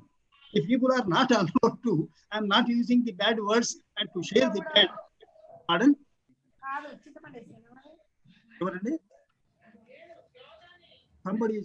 Somebody is interfering. I request all the participants to mute your phones or desktops. Please carry on, sir. Right. So even these, old couples are not allowed to sleep. Share the one bedroom. They are also asked to say, sleep in different rooms. And then horrifying consequences are suicides. Then the ill treatment of the senior citizens. Ill treatment of the, that is the, what I would like to tell you is that the senior citizens are a type of library for you to have a reference, a library to learn. And there are so many experiences held by them.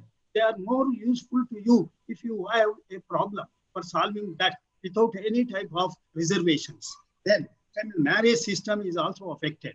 Now you are what you call having the experience that the government has also announced that there should not be any what you call more than 50 people attendance in the marriages, in the functions. Now, of course, it is all exempted. Politicians are exempted from this. But however, they are taking their own what you call opportunity and doing that. Marriage institutions are also undergoing a great change. Similarly, religious, now you have the example of TPD, of thinking whether to impose or to continue this lockdown or not. Now here, religious institutions are also, and even for Muslims and other communities also, the congregation of the people is also, what is taken as an objection. Then in that way, the marriages, the function, what we call these religious functions, all of them are affected. The healthcare system, we need better to speak less about the healthcare system. And everybody knows that public hospitals are dangerous than everything is danger. Now, as long as you live, they take the grave. Once you are on the verge of death, and they say that we can't help you.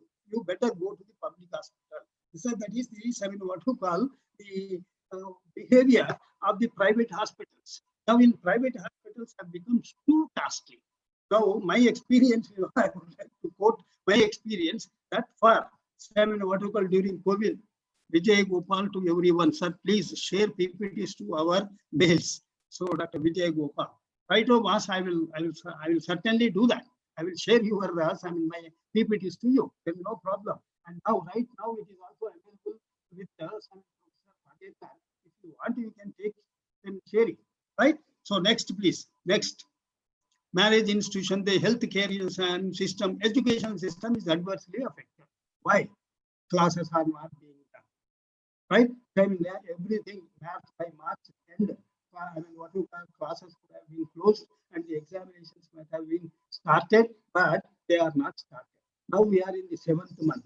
8th month also is on the annual. So 8th month, after a few days, we also enter into August. Now we don't know a definite idea about the examination.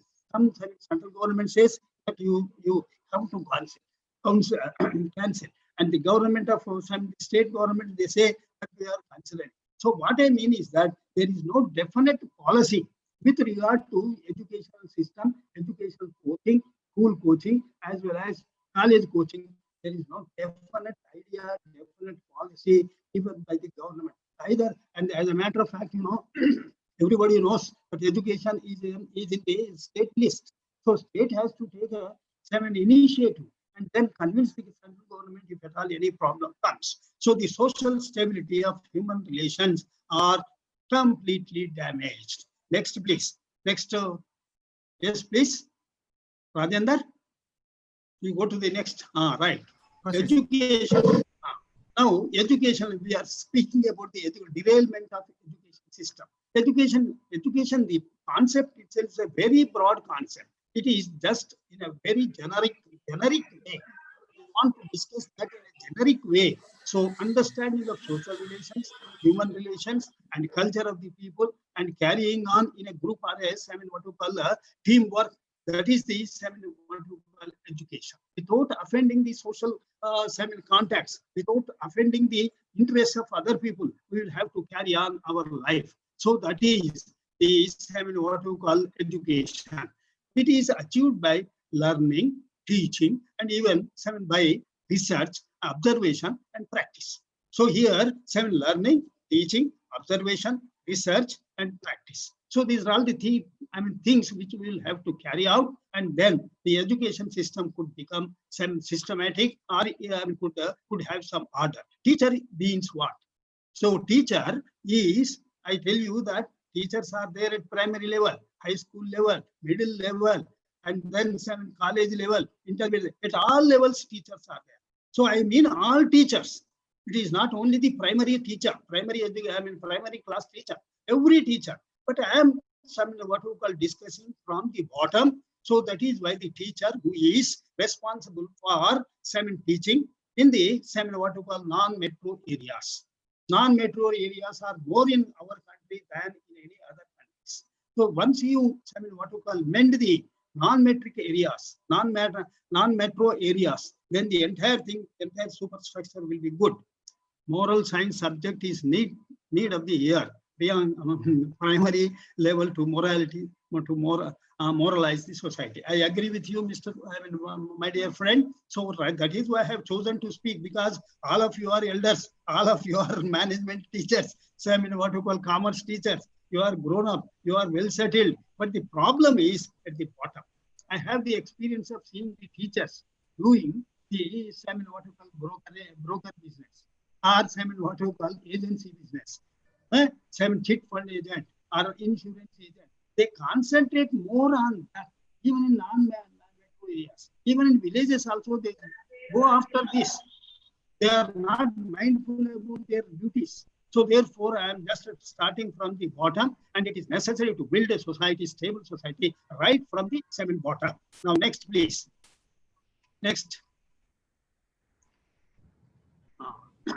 COVID has destroyed a well-structured, what you call schooling system. In academic, the academic schedules are disturbed, right? For primary as well as for college. And for the creation of the ideal education foundation, the stable society is necessary. Teachers are primary players in bringing about the what you call order in the society. So you may say that, how is that? Am I paid for that? What I want to tell you is that if a teacher wants to be a teacher, he must come voluntarily. Now our selection system and placement system, our selection system of the teachers is so bad that teacher. Teacher that should not be the concept to be carried out. It has to be mended. It has to be changed in these changing circumstances. Of course, you may find that I'm a bit emotional, but however, that emotion is required. That emotion I want to see in everybody who are teaching, either at level, at different levels. So a stable society mainly felt when the people of the society are peace. They are peaceful. They are happy themselves, and then what you call behave properly with each other. If the people are calm, controlled, happy, then the society will be stable. It is not my. That is why throughout the world, people what you call are calculating happiness index. Social scientists are calculating happiness index. Why? So you may have money, you may have all facilities, but the peace will not be there. The mental peace will not be there. So it is not a good community. Now, what for good community? And immediately you may not derive the results from that. But over a period, over a long period, let us say 10 years or 15 years or 20 years, you may also reap all these things. So that is why we will have to discuss about this. The healthcare system, it is, I told you that it is better to talk less and then what we call elaborating that. So next, please. For creation of ideal education. Next, please, Rajendra. Next. Yeah, okay. Role of teachers in education. Teacher has a great noble, what we call responsibility. APJ Kalam opined, teachers are the assets of the country. Now you know what is a capital formation. It's a capital, and the capital is going to generate more of people, of us, what you call good people, and socially, socially adaptable people. So therefore, here it is an asset. Further, he said that teacher possesses the power to make, and he is also having nowadays the power to mar and make and mar. But I would like to insist upon this, aspect that the power to make children able, productive builders of the nation. So in that way, you have some great importance for them. Teaching is a very noble profession. And there is one other thing, once APJ Kalam declared that if you call him as a teacher, he feels that it's an honor given to him. And he was having so much of respect for teacher. And so teaching is a very noble profession. The same man, APJ Kalam, that shapes the character, caliber, and then future of the individuals over the time. The future is in their hands. And similarly, Albert Einstein observes that teaching is the supreme art of the teacher to awaken joy in creative expressions and knowledge. So ultimately, the teaching and other things, whatever you are teaching, good society will confer upon you the happiness. The happiness is in your hand if you learn well. And what are those things? It is just learning your computer and other things. I am also at this age, at this senior age, I am also doing that. It can be done. If an opportunity is given and if a need is arising, we can also do that. Next slide. Ajendra, next. So engage in what are the responsibilities of teacher. Now, how many of you, I am giving you a list just to check yourself how we are, what you call, up to the teaching profession, how we are justifying our course. I am not criticizing anybody. I don't claim myself as a good teacher. And I was also, as a matter of fact, I would like to share that I was declared as best teacher. But some people have gone and put a spoke in that, and they have stopped me of getting that award. And I never got myself discouraged. I am continuing, and I am also at this stage continuing to do that. No problem. So engineering, engage in reading, learning, and observe. These are all the duties. Just I am giving you a list because you can just check whether we are up to that or whether we are according to this or not. And don't think that this list is a final list. You can also add some more things. Sensitive to the needs of the students. Not only the needs of the student, but if the needs of this society. Apply appropriate and innovative teaching strategies. Now I remember 70 years ago, when I was in a primary school, Sitapalam, what are the different aspects? So many layers are there. Our teacher brought one fruit, and then he has been going on removing one after the other, and he told that there are 7 layers in that. And philosophically, those 7 layers are applied. Now, to this age, at this age, I remember that. Why? Because it is an innovative method of teaching. Teaching strategies have to be changed. Facilitates learning through functional lesson plans. Then maintain a daily log of activities what you have carried out. Then monitor and evaluate students' progress. That is most important. Now here,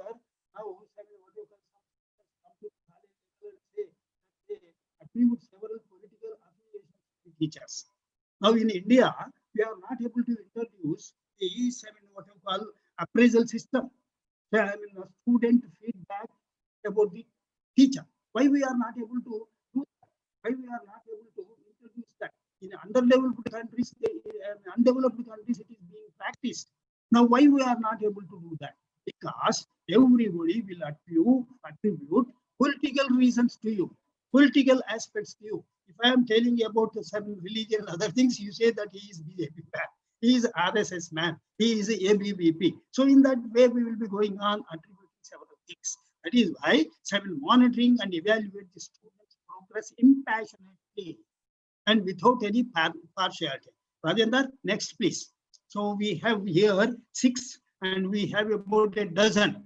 Now another, undertake activities to improve performance indicators. supervise curricular and co-curricular projects and activities, counsel and guides the students.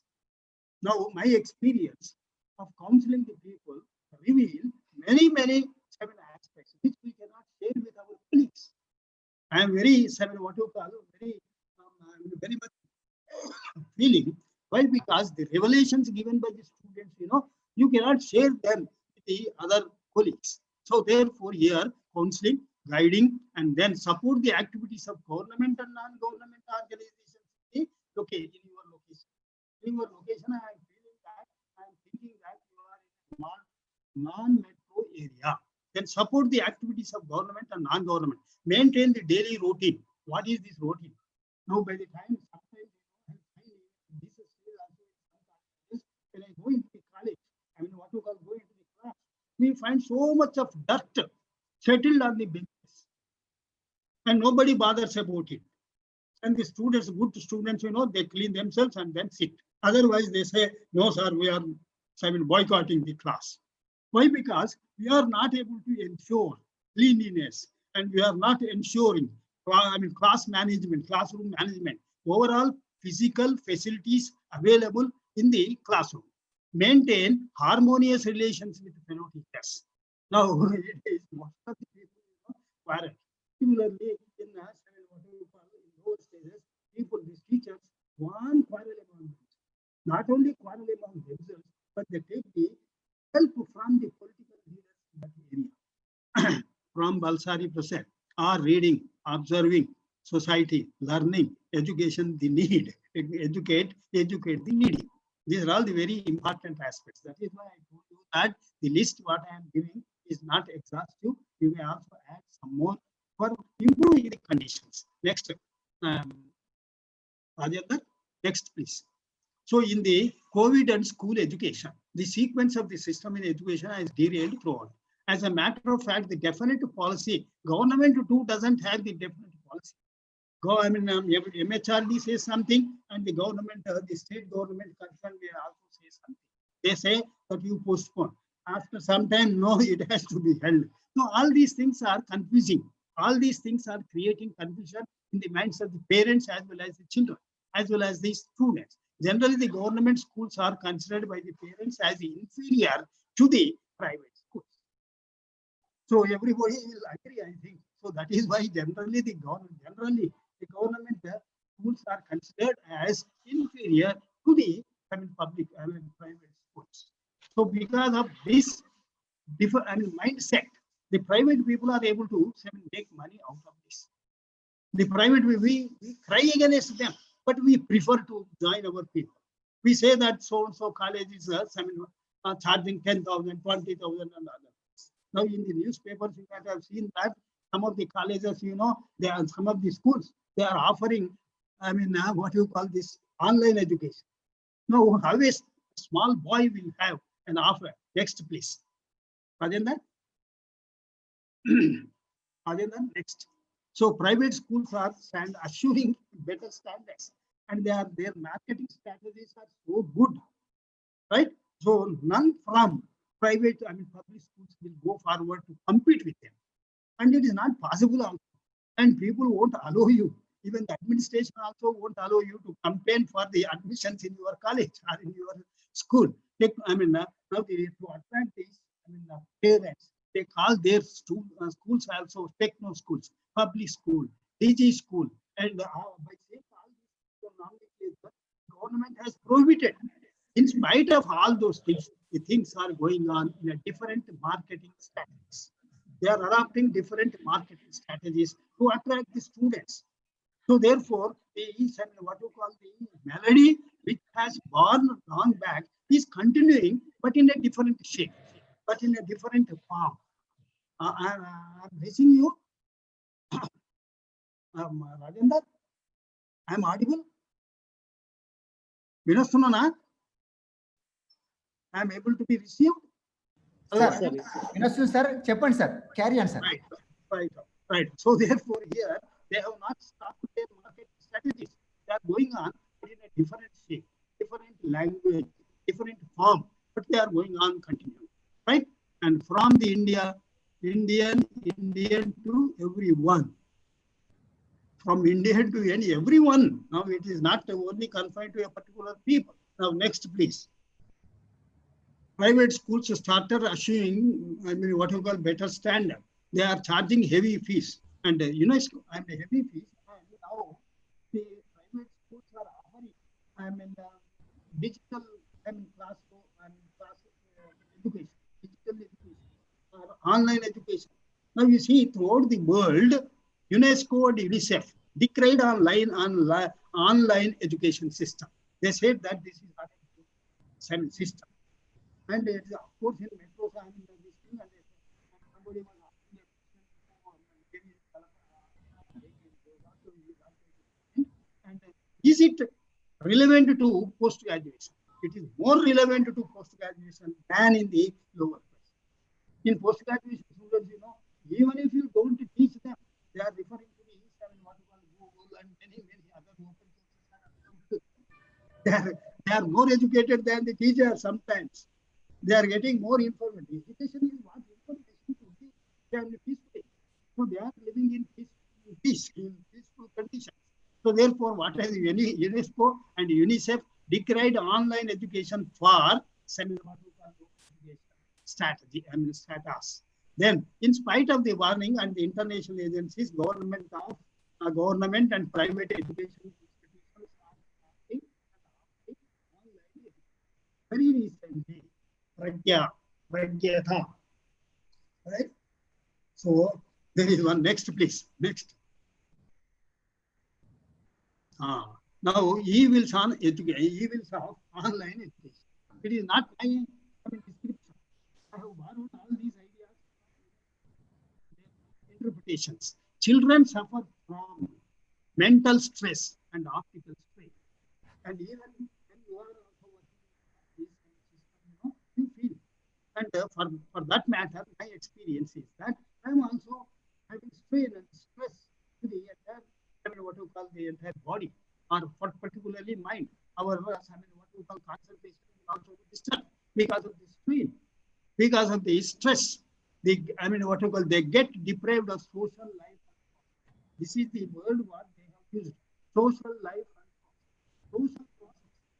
Now, as a matter of fact, I am abandoned by this. And I am encouraged by going through all these things to suggest this topic to our friend Rajendra. Because this is going to affect the social process, social life. The system is isolating the children from their future and their society. The society where you are living. And what you call the teacher who is you are all separated, segregated. They have their own business, and you are also having your own avocation, activities. Then it is widening the gap between the poor and the rich. Why? Because rich people are able to pay. And there is one experience. There is one professor, Subbarao or somebody. He was telling that he has seen a rickshaw puller pooling all his resources and giving it as 10,000 as a fee for his children to admit him in a public school. See how much energy is wasted. How much of what you call a problem, how many problems are created. Next, please. So the poor and rich account on high cost of education. Next, the basic technology. Now it is not my the basic technology of internet is not available to India. Even now also, and running in shorter time, another 10 minutes. Right. So the basic technology what we are using, even now also, I don't know how to hear voice, but however, disturbance in the what you call in communication. Signals are often disrupted. So that is everybody's experience. The constant watching of the screen by the student promotes misuse of Facebook. Now you see when you are using your smartphone, not only you move from one app to another, and there are different types of apps. Some of the apps are related to games. Some of the apps are related to films. Some of the apps are also prohibitive. What you call prohibitive cross and others. So once the student is habituated to look at that, he is continuing. Now you see my experience is that there is an elder man. Yes, I mean, what you call it, he's an educated, he's an employed, and now and then he gets what you call a type of mad feeling of going to the top of his building and then looking at what you call all these apps. So it's so bad. It is going to disturb the entire thing. So that children lose human touch with us. I mean, what you call with his mates as well as teachers. They are deprived of cultural and social relations. So I need not explain all these things. But however, there are all these stark realities what we are finding in our society, and they are not good for the society. Now you see everybody, even as I mean what you call 1 day, I mean 1 month or 2 months, I mean baby, and if you are putting some books and other things and a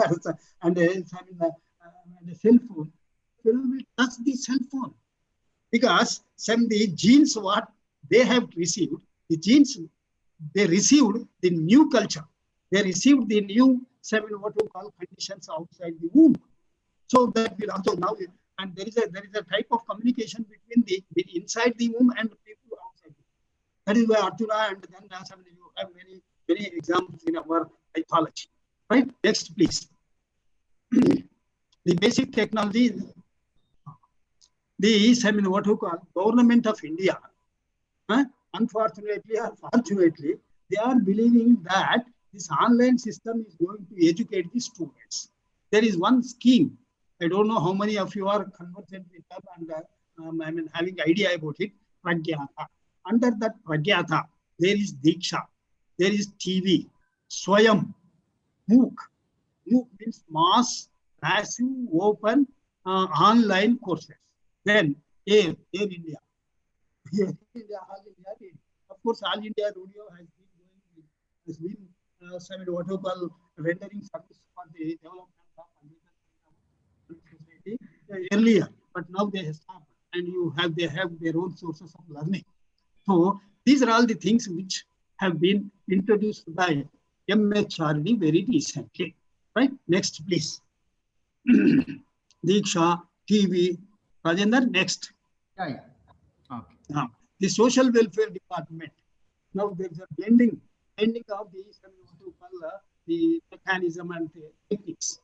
So here the social welfare department of Telangana state has designed two what you call innovative systems. One is Freedom School. I don't know how many of our friends are introduced 27 and 21 residential schools. Why it is freedom? Because the student is having the freedom to choose his academic course. Academics is the freedom, academic freedom is given to him. And similarly, he can also participation in administration. What is this administration? Now you have free bodhram.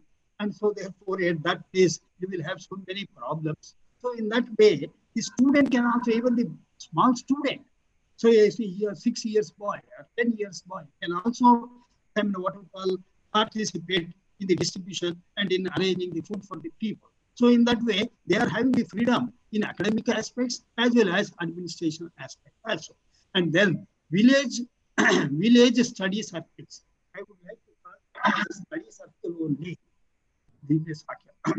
Study circles. Now these study circles are voluntary students groups. And voluntarily, a student comes forward to teach maximum of 10 students in the village or in their location. Right? Where is that location? Under a tree.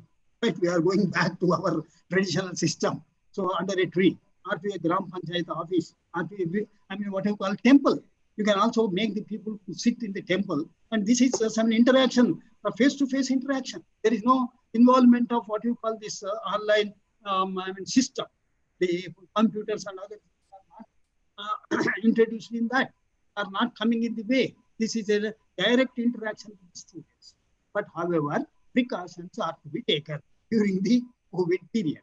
That is what you will have to wear the interior classes face-to-face scanned, and you will have to wear the mask and maintain social distance, and then what you call communicate in a very precautionary manner maintaining a distance, all these things you will have to take even in these things. So when you are using all these things, it's a blended teaching program.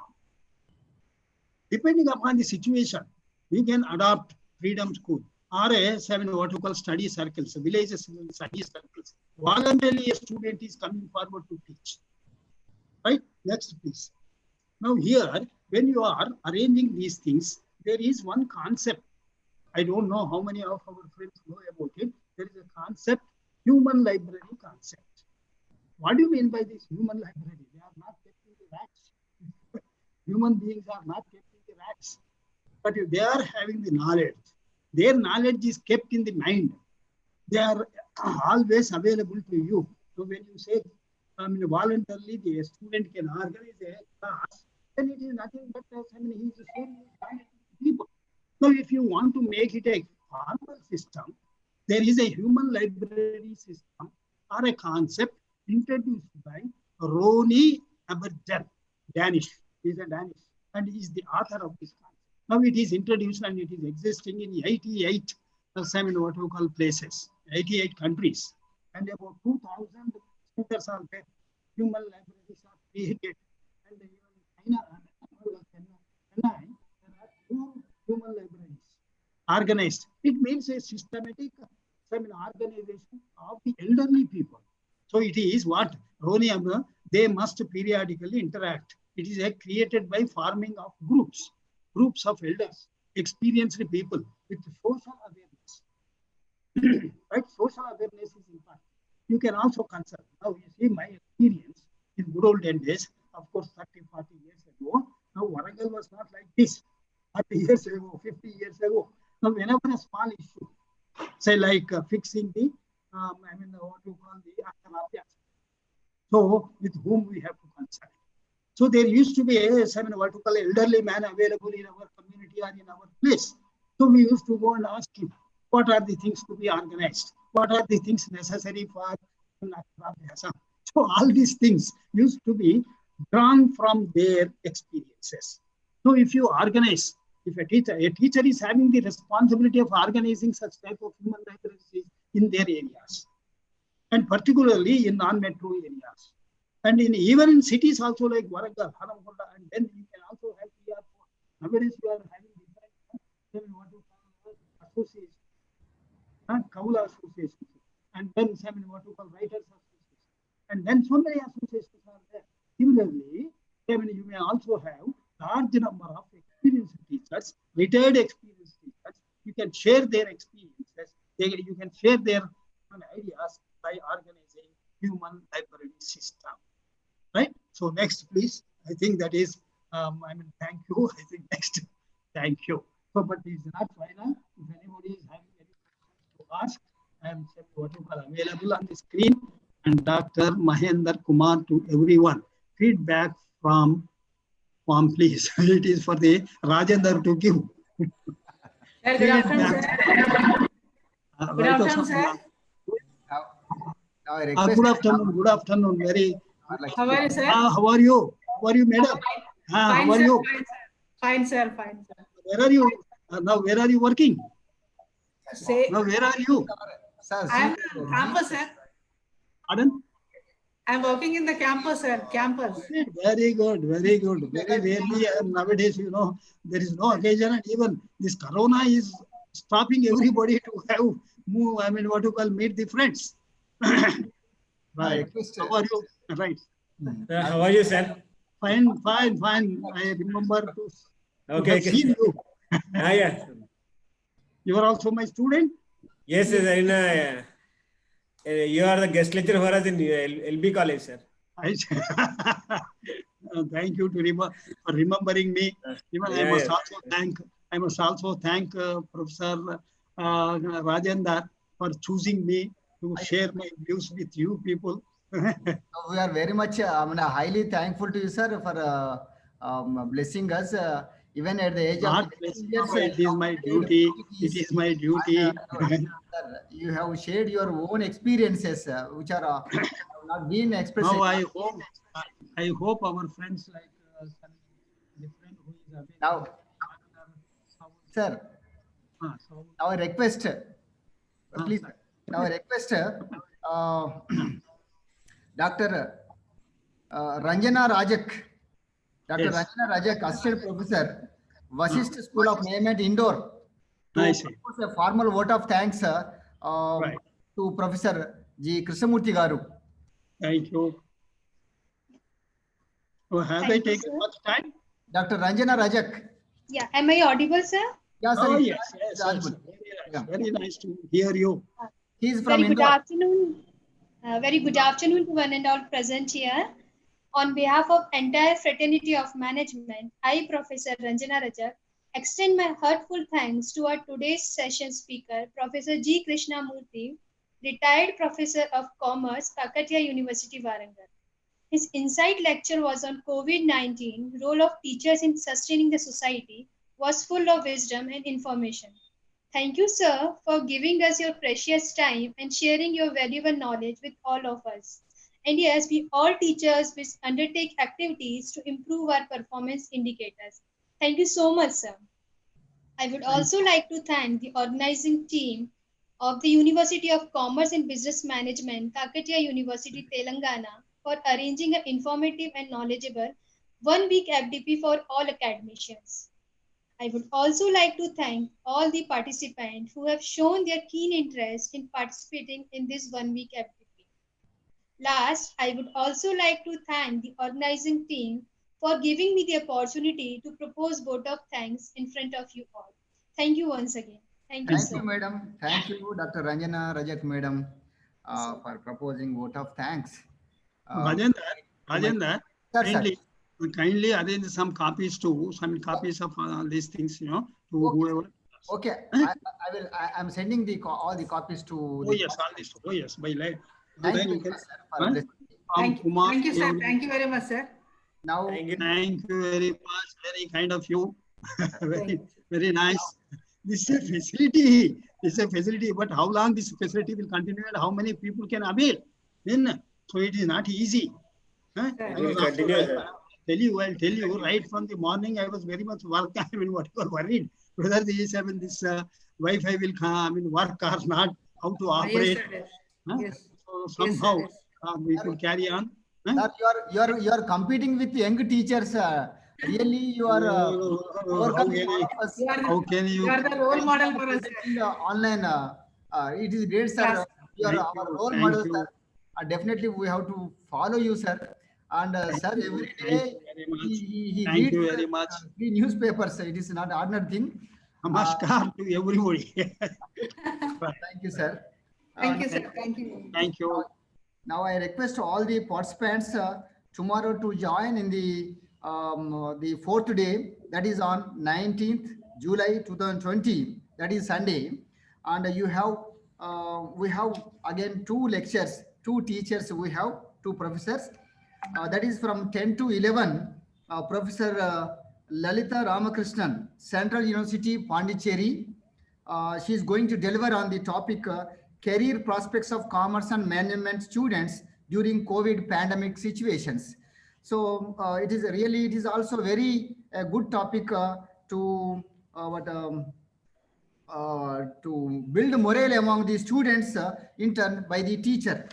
The other lecture, that is from 11 to 12 o'clock, Professor M. Subramania Sharma Garu, who is a retired professor of commerce from the Department of Commerce and Business Management, Kakatiya University. He is going to present on risk management and personal finance.